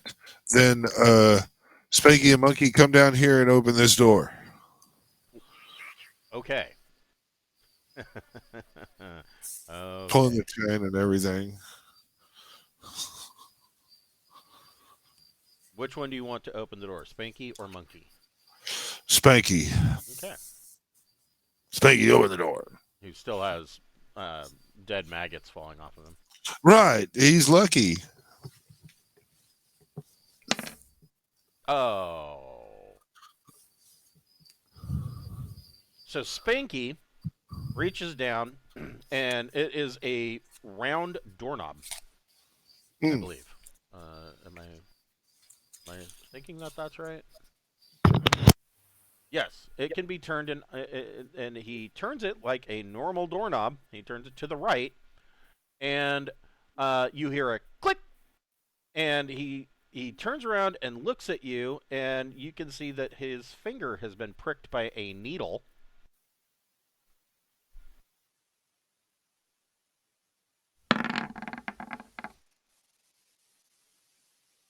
And he looks at you and turns white and dies.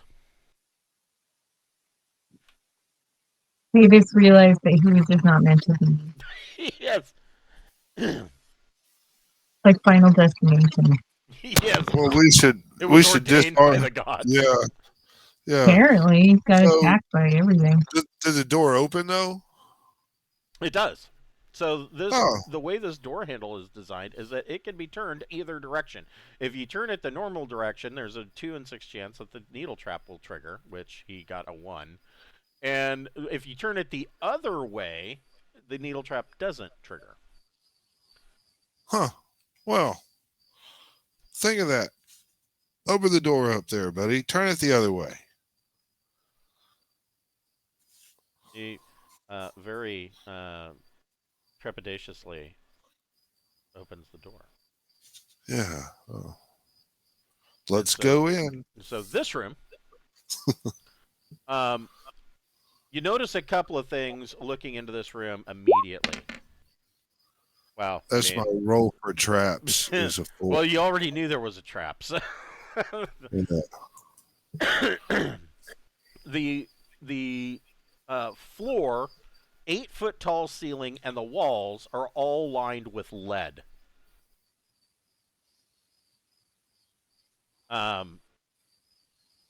So Aluora and Malachi know that the reason for doing this is so that nobody, no, it would be impossible to scry in here using magic. And the door, the inside of the door is also lined with lead. And in the middle of this room is a large iron chest. I'm gonna pull in Spanky with me, Okay. Oh man. or Monkey. Sorry, I want to be like, look, let's look for traps. Watch, we're just gonna look for traps along the chest, you do and not. seeing as there are no traps, open it up. So the chest is not locked, and it looks like it has been your initial check when you open it. It looks like you find a broken lockpick on the floor in front of it. It looks like somebody's picked the lock on this chest before. Oh, damn it, Monkey! Open it up. Hold on here. I gotta calculate your XP.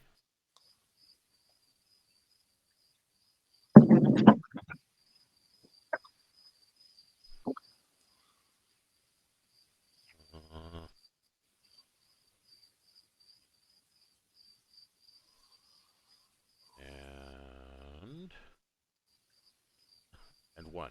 And one.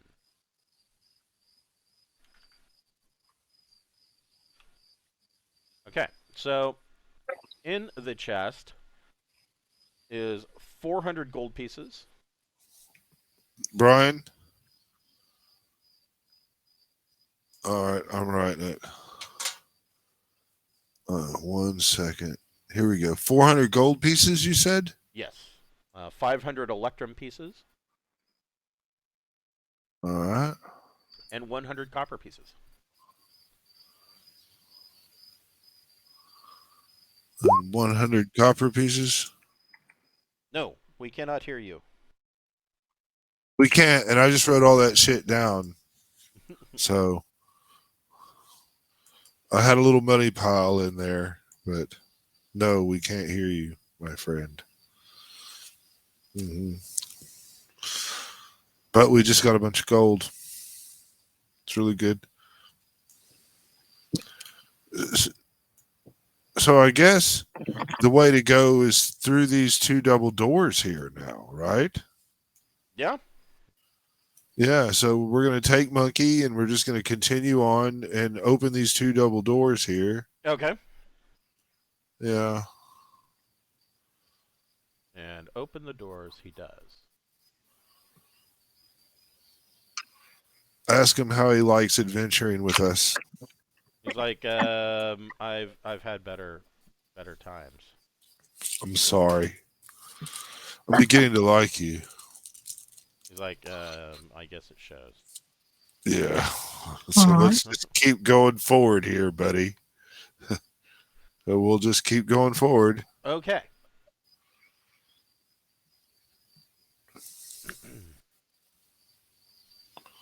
All right. We'll look for traps. Yeah, so I should see any traps in theory. You don't see any traps. Awesome. Can you hear me now? Yes, I can. I can hear you now. That was weird. I didn't realize you guys. I'm like listening to everything. I'm like, what do you mean? I'm writing it down. What's going on? Oh. And then like I got so caught up in you guys not hearing me that I stopped writing it down. I wrote it down, so it's No, give it to me real quick. I'll put it on mine. Well, all right. I'm going to give you a bunch of numbers because I have let's do that. a little bit. So it's 637 Electrum pieces. Okay. 79 silver pieces. Okay. 1 platinum piece. 1 platinum piece, and 408 gold pieces, and 100 copper pieces. And 100 copper. All right, cool. Got it. Yeah. Cool. And that is all the money I had in in my file. Well, now I have it. Yeah. Rust monsters. You rusty monsters. Rust Yeah, monsters. we have to be careful here. But So this room, now you Monkey see. is up there with me, right? Yes. Yeah. So this room is looks like it was a great hall. There's 8-foot tall ceiling, just gray stone. There is a broken trestle table that has basically been shattered in the middle of the room, and there are two partial cave-ins where the ceiling has dumped in, and you can see that in both of these there are. You can see glittering.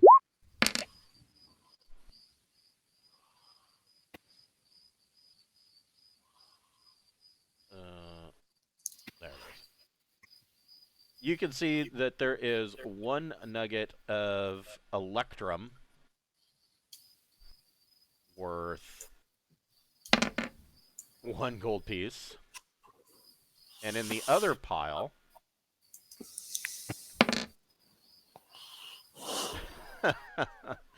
you see a copper nugget worth 5 gold pieces. Oh, must be like a fucking boulder.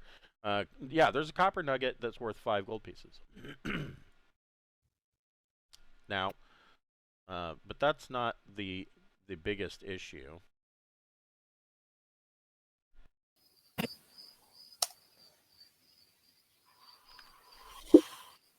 In here, you see that there are 2 rust monsters.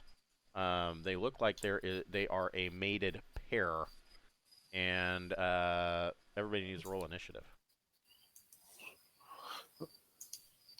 All right.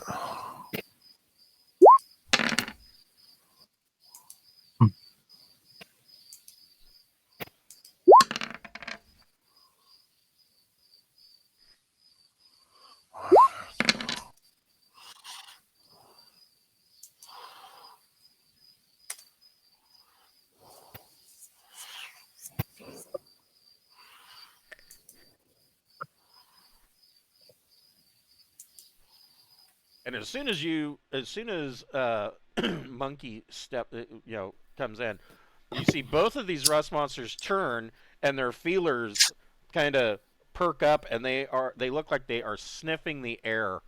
They can smell the metal on Borman and the Durgar. So everybody get their initiative in? I did. Okay. Man, that's a lot of 3s.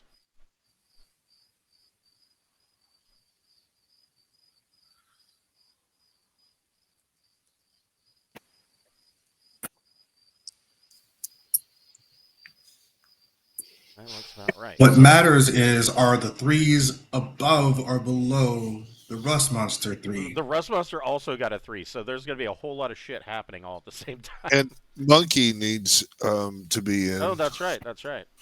He is Just in, rename him.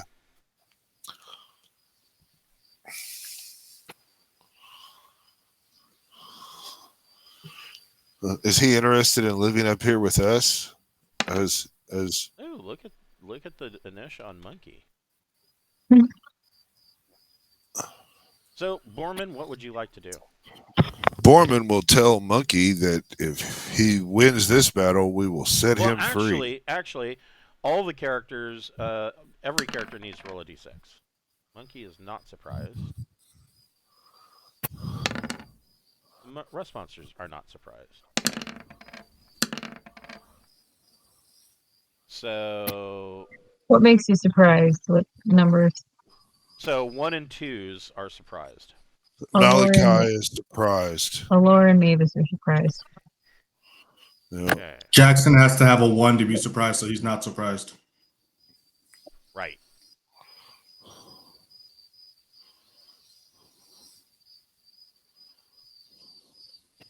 Okay. So Malachi, Aluora, and Mavis are surprised. So Borman's telling Monkey to deal with these. I'm saying, if we win this fight, I'll set him free. All right. That's what I'm saying. It's to inspire him.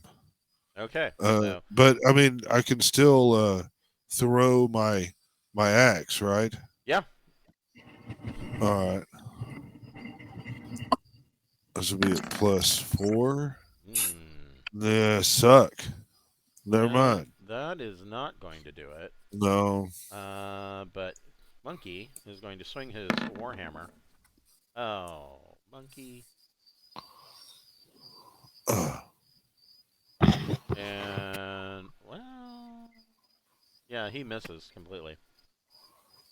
What does Jackson want to do? You hear that there is the sounds of combat down here to the south of you. Jackson will haul ass down here and get in the room and go, oh, I don't really want to get close to those, but got to do what got to do. And then he will get to there. Are these 10-foot creatures? That's a very, very good question. Let me... Because they look pretty big here. Yeah, I think they are larger.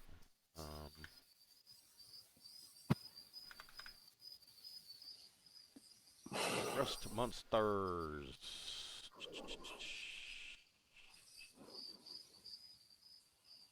It says, magical armadillo-like creatures with long tails and 2 long antenna-like feelers. They feed on rusted metal. Yeah, I would say they are like 10-foot creatures. Okay.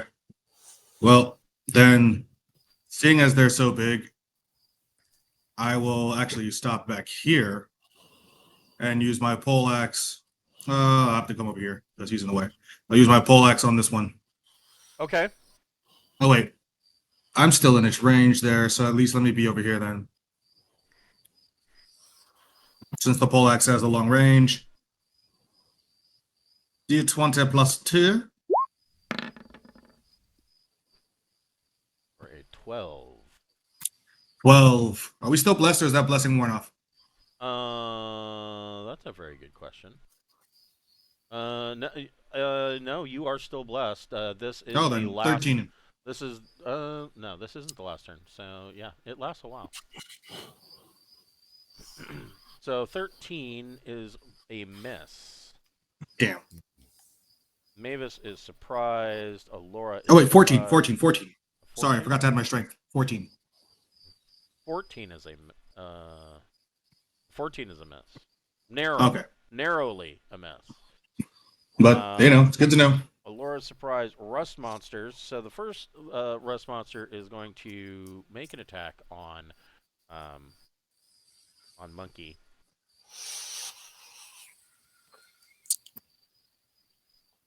Bye-bye, monkey. It was nice knowing you. Oh. I don't think rust monsters can really trip, but Monkey is going to make an attack at -2. Inspired for his freedom, Monkey fights on like a straight warrior. Yeah, go Monkey. And misses. Oh, Monkey, you suck. The other rust monster, let's see, their movement is 40 feet. Yeah, he's gonna go to the nearest source of metal because he's metal like that. Oof. Rust monsters Goodbye, have monkey. THAC0 15. That is a hit on Monkey. And it goes up and its feelers like start to touch his warhammer, and his warhammer just crumbles into dust. It just instantly rusts and crumbles away. He's left holding like a part of a wooden stick. That's it. Dentry, what would you like to do? Dentry will get up in it 5, 10, 15, 20. Is this in range of it with the 10-foot square? Yes. Okay, cool. And are they affected by fire at all? I mean, they'll take normal damage from fire. Okay. Then, not wanting to risk my wonderful sword, I use my flame sword instead. Okay. I just don't trust it. I just don't. I'm still traumatized from that dream where it got broken. Right. Yes. So I bust out my flame sword, and I haven't used it in a while, so I gotta look at the numbers. D8 plus 1 plus 2, so D8 plus, or D20 plus 4. Strength 1. What? You'd have to move like right there, make your attack. But yeah. Okay. D20 plus 4. Oh my, that is going to hit. Alrighty. And then it's a D8 plus 4 now.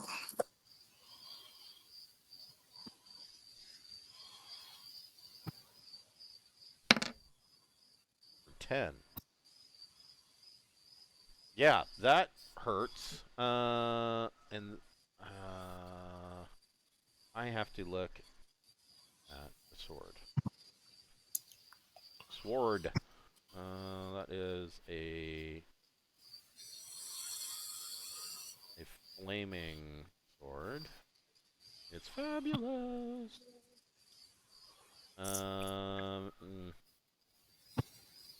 Yeah, so these guys aren't particularly damaged by fire. And I wouldn't even say that. I mean, there's nothing about them that would cause them to ignite. So, but yeah, I mean that is a fairly grievous wound. Malachi is surprised. We are back to Borman, which ends the surprise for these guys.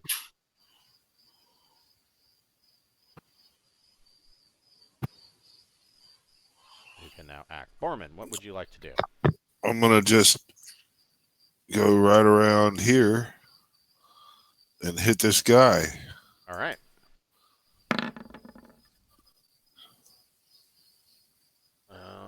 I think that's probably Well, that's gonna be a 15, and then the 15 at that goes 17. That's AC 2. that hits. All right. So then I'm going to roll a D8. And this will be actually plus 3 because of a bless. So 8. Okay. This rust monster is having a bad day, but you slash down into his armadillo-like armor, and you can see that you have bitten into flesh, and he is bleeding. Monkey draws his hand axe and is going to attack the same one. Oh. I don't know, maybe. So Monkey brings his hand axe down, and it just kind of clanks off of the armadillo-like armor on the rust monster. Jackson, what would you like to do? Jackson will move in. I guess I have to move in a little bit to get the 10-foot range. Or I guess I don't know, whatever. So one of Whatever, these fuck it. squares is 10 feet. Oh, one of the squares is 10 feet. Or, I'm sorry, they're 5 feet, sorry. Okay, then I should be a range. 2 squares is 10 feet, yeah. Okay, cool. And here we go. That's not going to do it.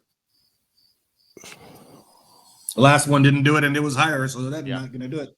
Nope.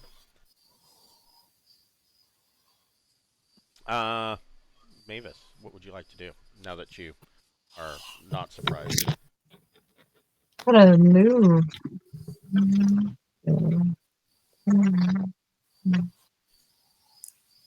I think I got a clear shot to this one? the far right monster. To what? I mean, if you try to throw at the other one, you've got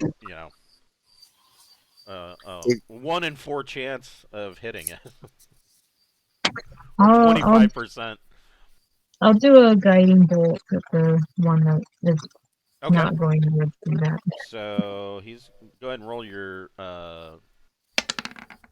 damage.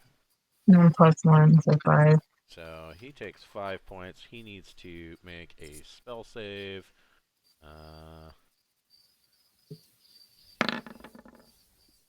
Oh, and he fails. I thought there for a second that was going to be a 20. So the second one is all glittery now for until the next attack on him gets a +1 to hit. What would Aluora like to do? He's gonna hop on the broom just so she can move a little faster, and then I guess I'll use the throwing dagger. Okay. So this one, since it's all glowy, it's another +1 to hit. Is that right? Yes. Okay, that's a lot of adding. All right, so it's a +2 dagger, another +1 for bless, and then one more for the other one. Oh God, really? Okay, fine. The dagger goes flying around the room and comes back At least to it's Aluora. not a 1. Okay. She's like, yeah, One she dagger. threatens him by throwing the dagger. Oh, don't come any closer to me. Hmm. Yeah, but I remember when I was like 6 or 7. At first, my dad was like, "Why are you spending so much time playing that game?" And then he actually listened to what we were doing, and he's like, "Well, fuck, this game's all about math. Play that more," because I sucked at math. Um, but now that I'm older, I realize I didn't suck at math. Where I suck at math is showing my work. Like, if somebody asks me something, I'll do the math in my head and tell them the answer. But when you make me write it down and show you everything, I fail. If I follow your rules, I fail. I just do it in my head. Usually. Some days I know that struggle. That was Some- my struggle in school. Some days I can't math. Some days I can't fucking spell. But, it is what it is. The rust monsters...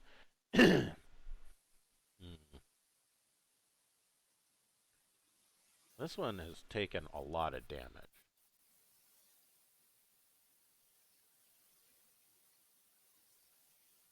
So Jackson, you can tell that these rust monsters, one is a male and one is a female.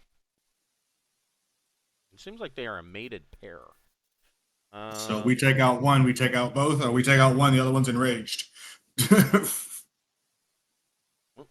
too many.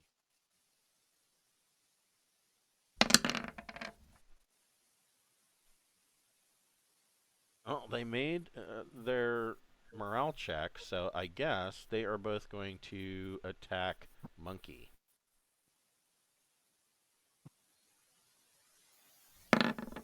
Ugh. Monkey's Bye-bye, monkey. Monkey's shield turns to rust and just falls off. He's left holding nothing but the wood brackets that would hold it on his arm. The other rust monster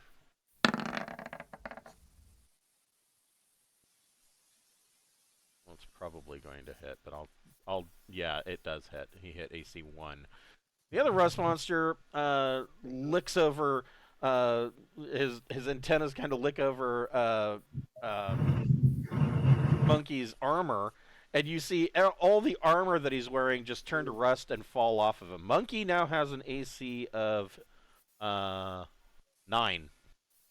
because he has no armor, no shield, and no weapon. Well, he has his hand axe. Gentry, what would you like to do now that you're standing next to a almost naked dwarf? I mean, he's got the padding under his mouth. Bro. You just look at him like, you've had better days. And then roll. Yeah, but he's about out of metal is the problem. And that's a 16, I think. That hits. Sweet.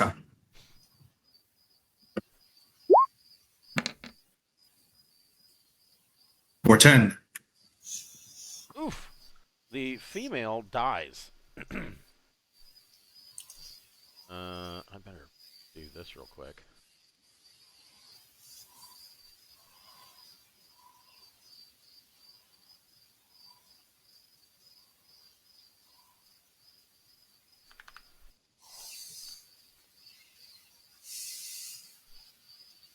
All right. Yeah, you kill the female rust monster.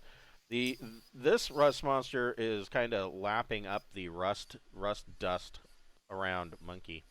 Malachi, what would you like to do? Well, let's go ahead and make that monster save versus paralysis for the marionette. He saves. All right. Well, I'm marking marionette off my thing, and that is his turn. Orman, what would you like to do? Oh, God. Well, then we've got to take the thing down. It's gotta come down. Yeah, there's still a +1 sitting on it for. Yep, that hits.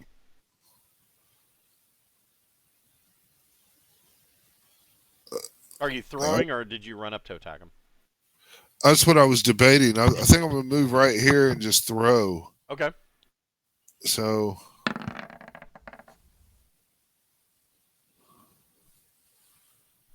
what is that? So I rolled a 12 plus 3 is 15 plus 1 plus 2 because I'm blessed. That hits. It's 17. So this is 2d6 plus 2 because of a bless. Ouch. 10 points of damage. Yeah, that definitely got his attention. Your axe bites through his armadillo armor and comes back into your hand, and he is grievously wounded. Very, very badly wounded. Monkey. I don't know. Monkey. I need to look at Monkey.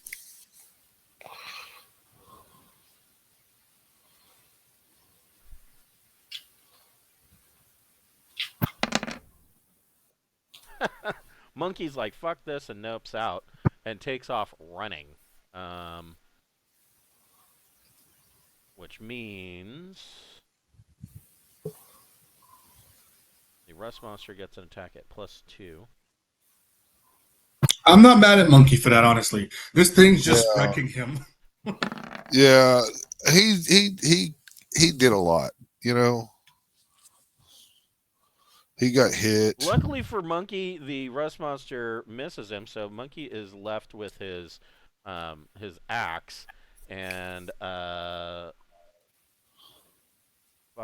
10, 15, 20. He takes off running.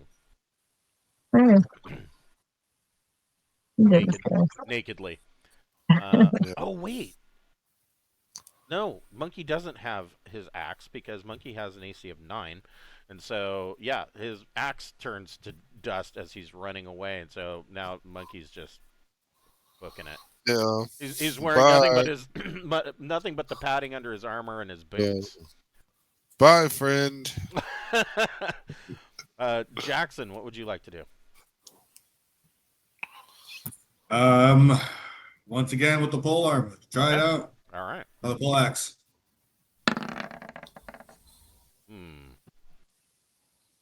Son of a! Why the rolls keep getting worse? Yeah, no, that is not going to do it. Mavis.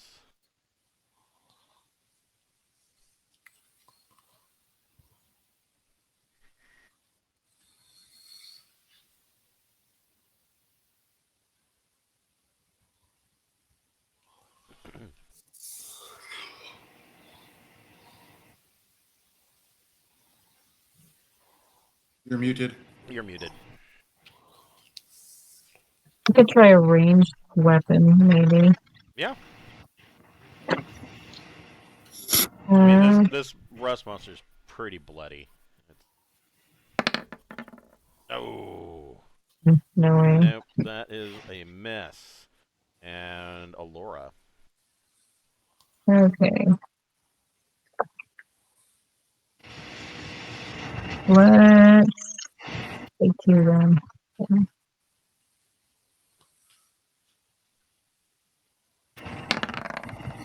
Does that work? Let's see. Mhm. What's her THAC0? 19. So 16, it hits, but your dagger kind of glances and bounces off of its chitinous armor. Okay. The rust monster does not like how this is turning out for him. But is still hungry. And so, Dentry probably looks pretty tasty. And is going to move over, sniffing his metal. What's Dentry's Oh. AC? That's gonna hurt.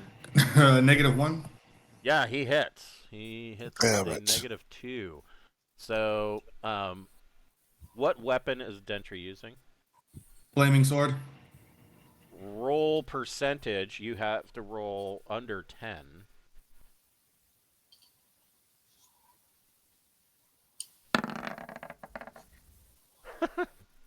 The rust monster's feelers go up and touch the flaming sword, and the flames go out, and it turns to rust and just drops into dust on the floor. Does it take any damage for having to go through the flames to touch the sword? Yeah. It takes 1 point of fire damage. Okay. Whoops. And Dentry thinks his lucky stars he wasn't using his bastard sword at the time. So what would Dentry like to do? Dentry, not willing to risk his bastard sword, will take a fighting withdrawal Okay. and then throw the hand axes. Okay. The hand axe. All right. So where does he want to withdraw to? You can move 10 feet. I'm gonna go back like here, just like in the corner, because then this thing is gonna just be surrounded by lots of people that are trying to kill it. Okay. Go ahead and make your attack. You got a +1 for short range. And then I still have that bless, right? Yes. So it's +3 with Right. Okay. Big money, big money, big money, big money. Nope. No. So it bounces off this rust monster's armor. Malachi. Man, I'm gonna try the marionette again. Do my second Okay. use of it. It needs to make save versus paralysis. And it succeeds. Fuck. Yeah, it's got paralysis. It has to get a 14 or better. He's made it twice. Well, I mean that's my turn. Okay. I'll move over here next to Mavis and be like, man, that really sucks. I thought I fixed that. Not Boomin. Borman. What would you like to do? It is Halloween. It is Halloween season, so maybe you are booming. I'm just gonna make a fighting withdrawal to right here and throw that axe. All right. Max damage. So I need to change my color to blue. That's what I've discovered. Yeah. That is 12 plus 2 is 14. Yeah. So Le Rust Monsters. That's my fucking third or fourth nat 20 today. Yeah. That's fucking awesome. But I'm sorry y'all got shit rolls. Aside from that, the only thing that you found in this room were the 2 nuggets.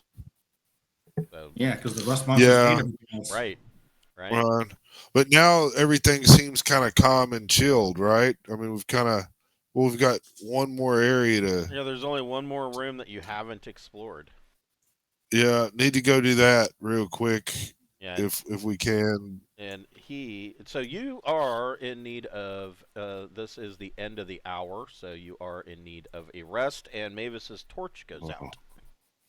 Mm. All So right. you would need Well, to light another torch while you're taking Well, had I a had rest. my flaming sword, I could have been like, "Here you go." Yeah, I'll light another torch.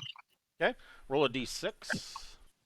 let's all get here in the same area, you know. Well, you don't So need. Yeah, Mavis has no problem lighting the torch. Okay, cool. this, if we all could just kind of get over in here in case we get ambushed or something, that we're Yeah, in a there's smarter. no wandering monsters. Okay. Okay. Well then, yeah, we'll take our break and look through this rubble pile while we're fucking around. Yeah, you already found everything that's in there. So 5, 10, Yeah. 15, 20, 25, 30, 35. Wait.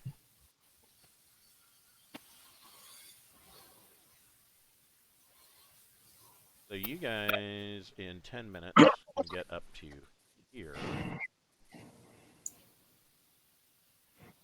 Awesome.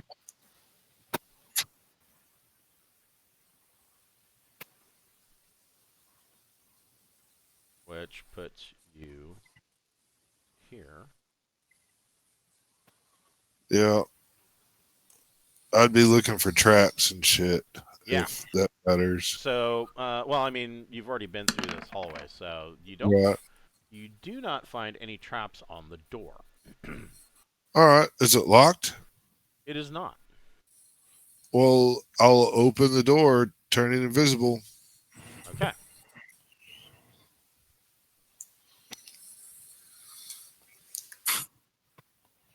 So again, this room has an 8-foot ceiling, and the walls, floor, ceiling, and the inside of the door are all lined with lead. And there is a large iron chest on the west wall.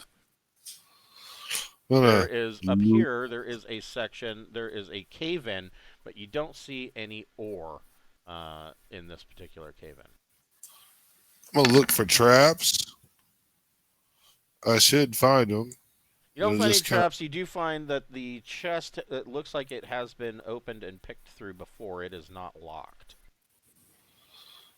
All right. Well, if the chest doesn't have any traps, I'm gonna open it up Okay. On here. and look for false bottoms and other bullshit. But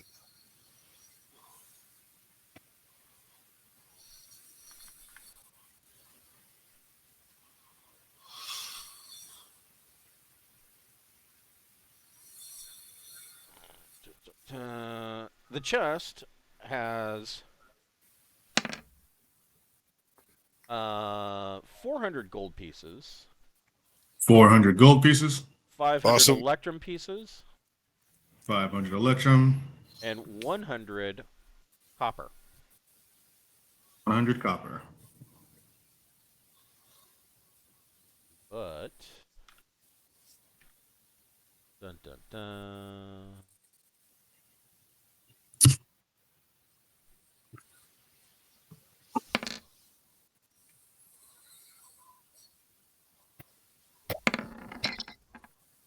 Two and a two.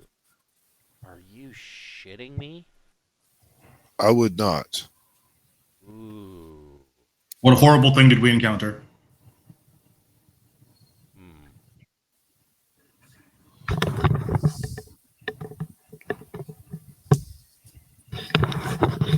Interesting.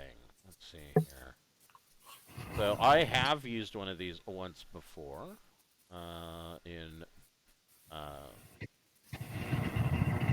Tomb of Annihilation.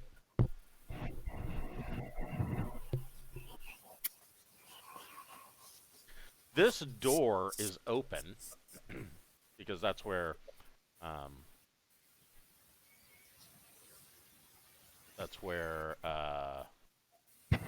Monkey ran away to.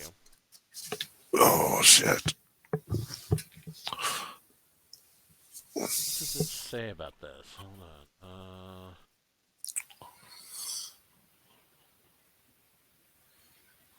so they do dwell underground. Okay. Just wanted to make sure. Guess I'm going to search.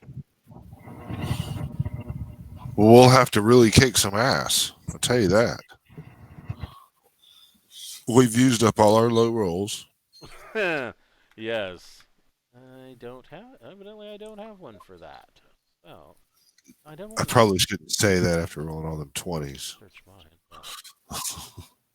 Right. No one else rolled any.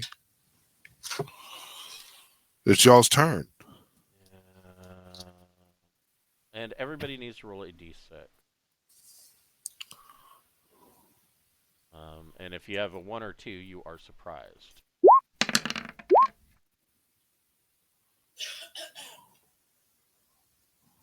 Awesome. Not surprised today. Nice. Yeah. Do you guys see that? It says 3. The dice is a 3, but the thing is a 1. Okay. I That's just weird. look at the chat now to Yeah. make sure whatever I got. Yeah, because they're roll 20s. I've already contacted them about this, and I've reported this as a bug, and they keep wanting to tell me that it's not a bug. It's or that I need to do something on my end. Like, why? I've got 4 people here that are all seeing Yeah. the same thing. It's Well- not on my end. You'll just need to ignore it. Yeah. That's their advice. You'll just need to ignore it. Right. Right. Well, I guess this will do. Not really what I wanted, but Oh, it's a purple worm. no. So these are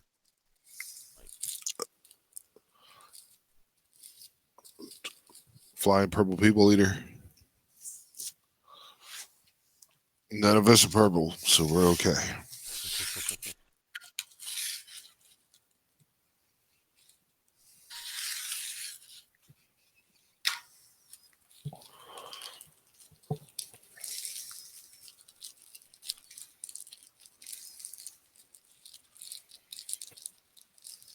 coming up from the underworld, which is where this passage leads to. Mavis, you can see at the edge of your torchlight, you see an 8-foot long or 8-foot tall snail with a cluster of flailing club-like tentacles and a swirling multicolored shell. It is a flail snail, and here's a really good question.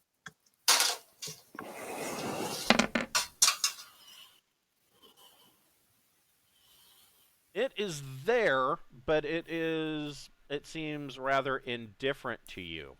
But lying on the floor underneath the flail snail, you see the body of monkey. Damn it! It killed monkey. They killed Should we monkey. avenge monkey? I don't know. I think we should avenge monkey. Well, I guess we're avenging monkey. Okay, everybody roll initiative.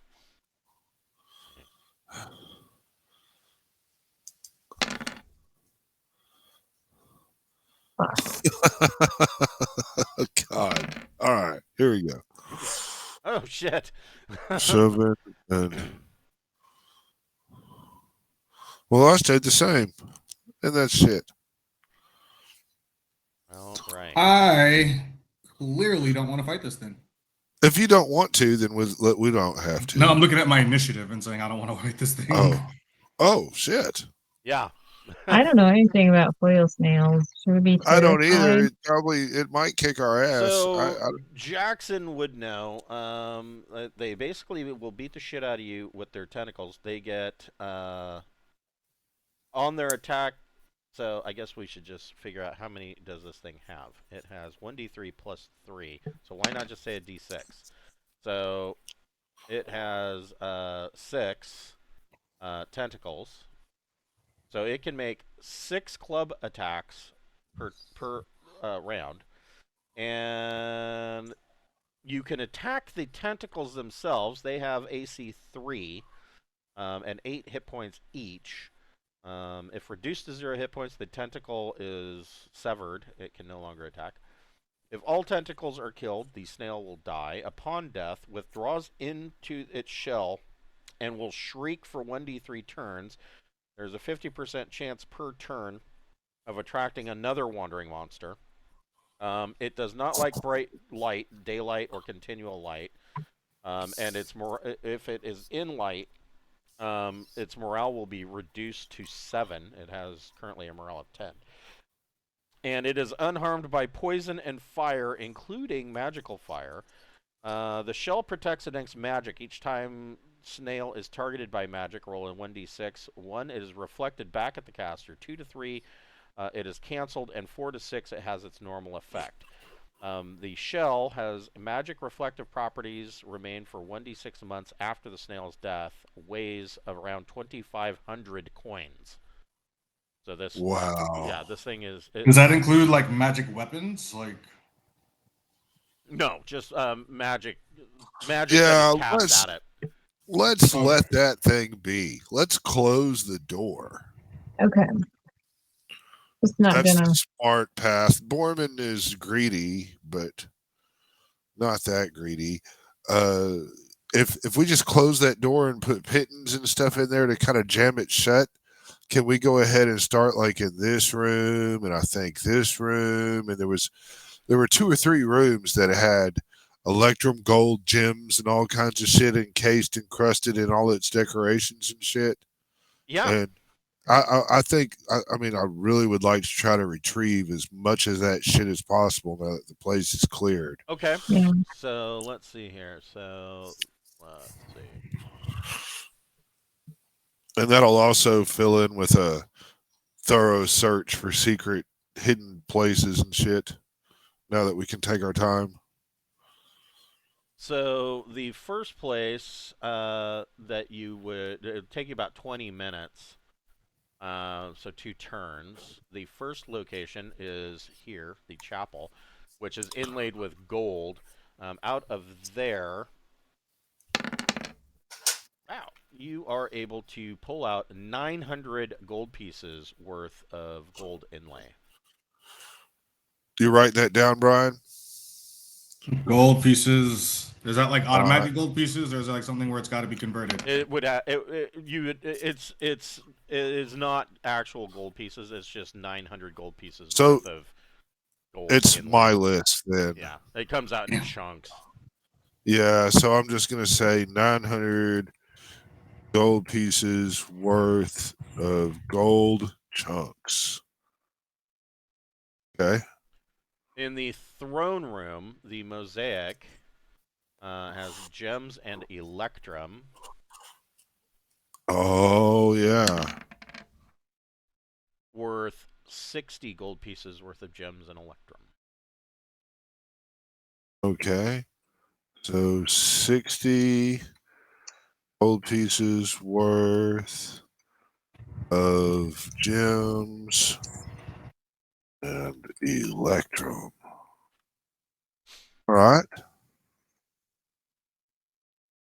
And I think that's it. There is nowhere else that you would that there was any inlay. Anything happen if we say the Dwarven prayer in the Dwarven chapel room with the pit? Nope, nothing happens. All right. Well then, yeah, this seems to have been a successful undertaking. Friends. That it was.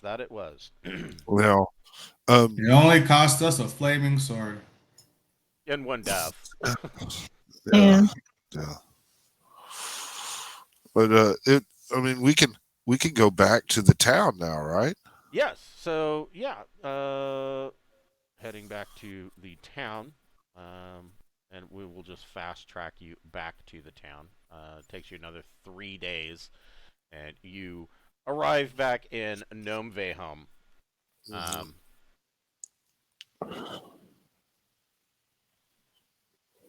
What are you doing in Gnomeveiholm? Thought we would rest up, feed everything, and then we would go to wherever we're going next. It's almost that time, so probably just do Yeah. So resting up. If your rooms, shared rooms are 1 gold pieces per 2 characters. So that's 3 gold pieces. And food for the night. It depends on how you want to eat. So they have, if you want to eat well, they have a roasted elk joint for 35 silver pieces. They've got roasted fowl for 2 gold pieces. Stew is 1 gold piece. Soup is 2 silver pieces. Porridge is 3 silver pieces. You get a bowl of fruit and nuts for 4 silver pieces. And a quarter of cheese and a wedge of cheese and a loaf of bread is 1 gold piece. Okay, so that is 3 for the room, and then what? Another 3 on top of that. Yeah, you could go another 3 on top of that. That's what I subtracted for my characters. And a pint of mead per person is 1 gold piece per pint. Ale is 5 silver pieces. Do you want to pay for that out of the party funds, Brian? Am I still brewing? Like, I mean, do I have any brews That's true. left Yeah. over? So Did I use yeah, all the brews by I now made? your ale would be ready. So yeah, you don't have to pay for ale. I pay for my stuff out of my own money. Okay. All right, I'll pay for mine. That's cool. Yeah, a couple gold pieces for room and board. Yeah. We will pick this up next week. Let me give you some XP here. Can Jackson pay for the party, and that's considered like just using his gold? It's not like towards like a useful cause, but just using up some of his gold. Yeah. Because I can't hold on to a lot anyway, so I might as well part with it. Right, and you have to whatever's left that you couldn't carry on your person, you would donate to the Waldspion. So I'm more likely to just use gold and silver and stuff than hoard it. Right. So what does it say about that? It says it's what I can carry. I can use it however I want, but once it's over what I can carry, I have to donate it to a cause that's not the party. Right. So I'm still within my carrying limit right now, so I'm trying to spend what I am carrying. Right.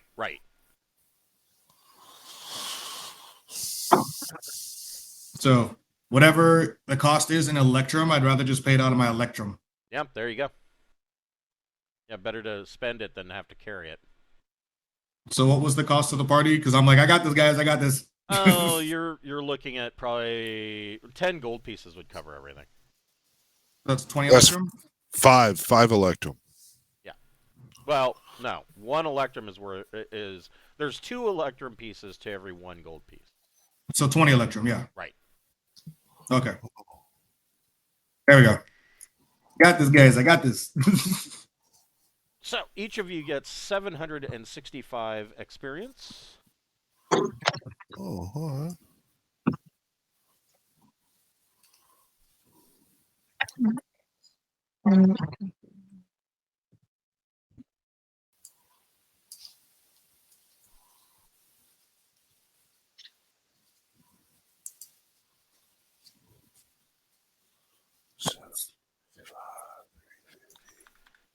Thanks. 50. Farewell, my wonderful flaming sword. Yes. You served your purpose. Yes. I kept it knowing that I was going to come against something, and I'm like, I'm going to need to use this instead of my good weapon. The dream told me I was going to lose a weapon. And I mean, Well, you did. It's so funny because I mean, some of these monsters I haven't used in years. You just in 5th edition, you just don't run into a lot of this stuff, and because the wandering monster thing is very downplayed in 5e, unless you are using all of the optional rules out of the DMG. It's very downplayed. But like back in the day, I mean, rust monsters, purple worms, onkegs. Those are carrion crawlers. Those were all pretty much standard fare. You knew that if you were going into a dungeon, you were probably going to fight one of those at some point. And, yeah, so, I mean, it's not just a risk to life and limb, it's a risk to losing your shit. Yeah. Well, going down into the Underdark seemed like a big undertaking. I mean, that's Yeah, and I have not done anything to prep for anything to do with the underworld. That is, I have given some forethought to that. That is going to be a future book because that is a whole other thing. I mean, Right. some of these dungeons and whatnot, of course, are a part of the underworld, but I have done a few shallow takes on the underworld, Uh-huh. but that the underworld is literally a whole other realm, a whole other region. Right. So I haven't Yeah. really done a whole lot with that. That would Okay. more or less be random dice rolls and let's see what happens. Yeah. Well, that was still really profitable. I mean, we Yeah, got we got some good experience, kind of again. yeah. So Um, All yeah. right. So I guess I had fun. Thanks everybody. Yeah, I Yeah, will see you Appreciation. That guys. was good times. Yeah, I will see you guys next week at 12 o'clock on Saturday for the next episode of Braunhaven. Yeah. All right. Well, y'all have a great night. You too. Have a good night, guys.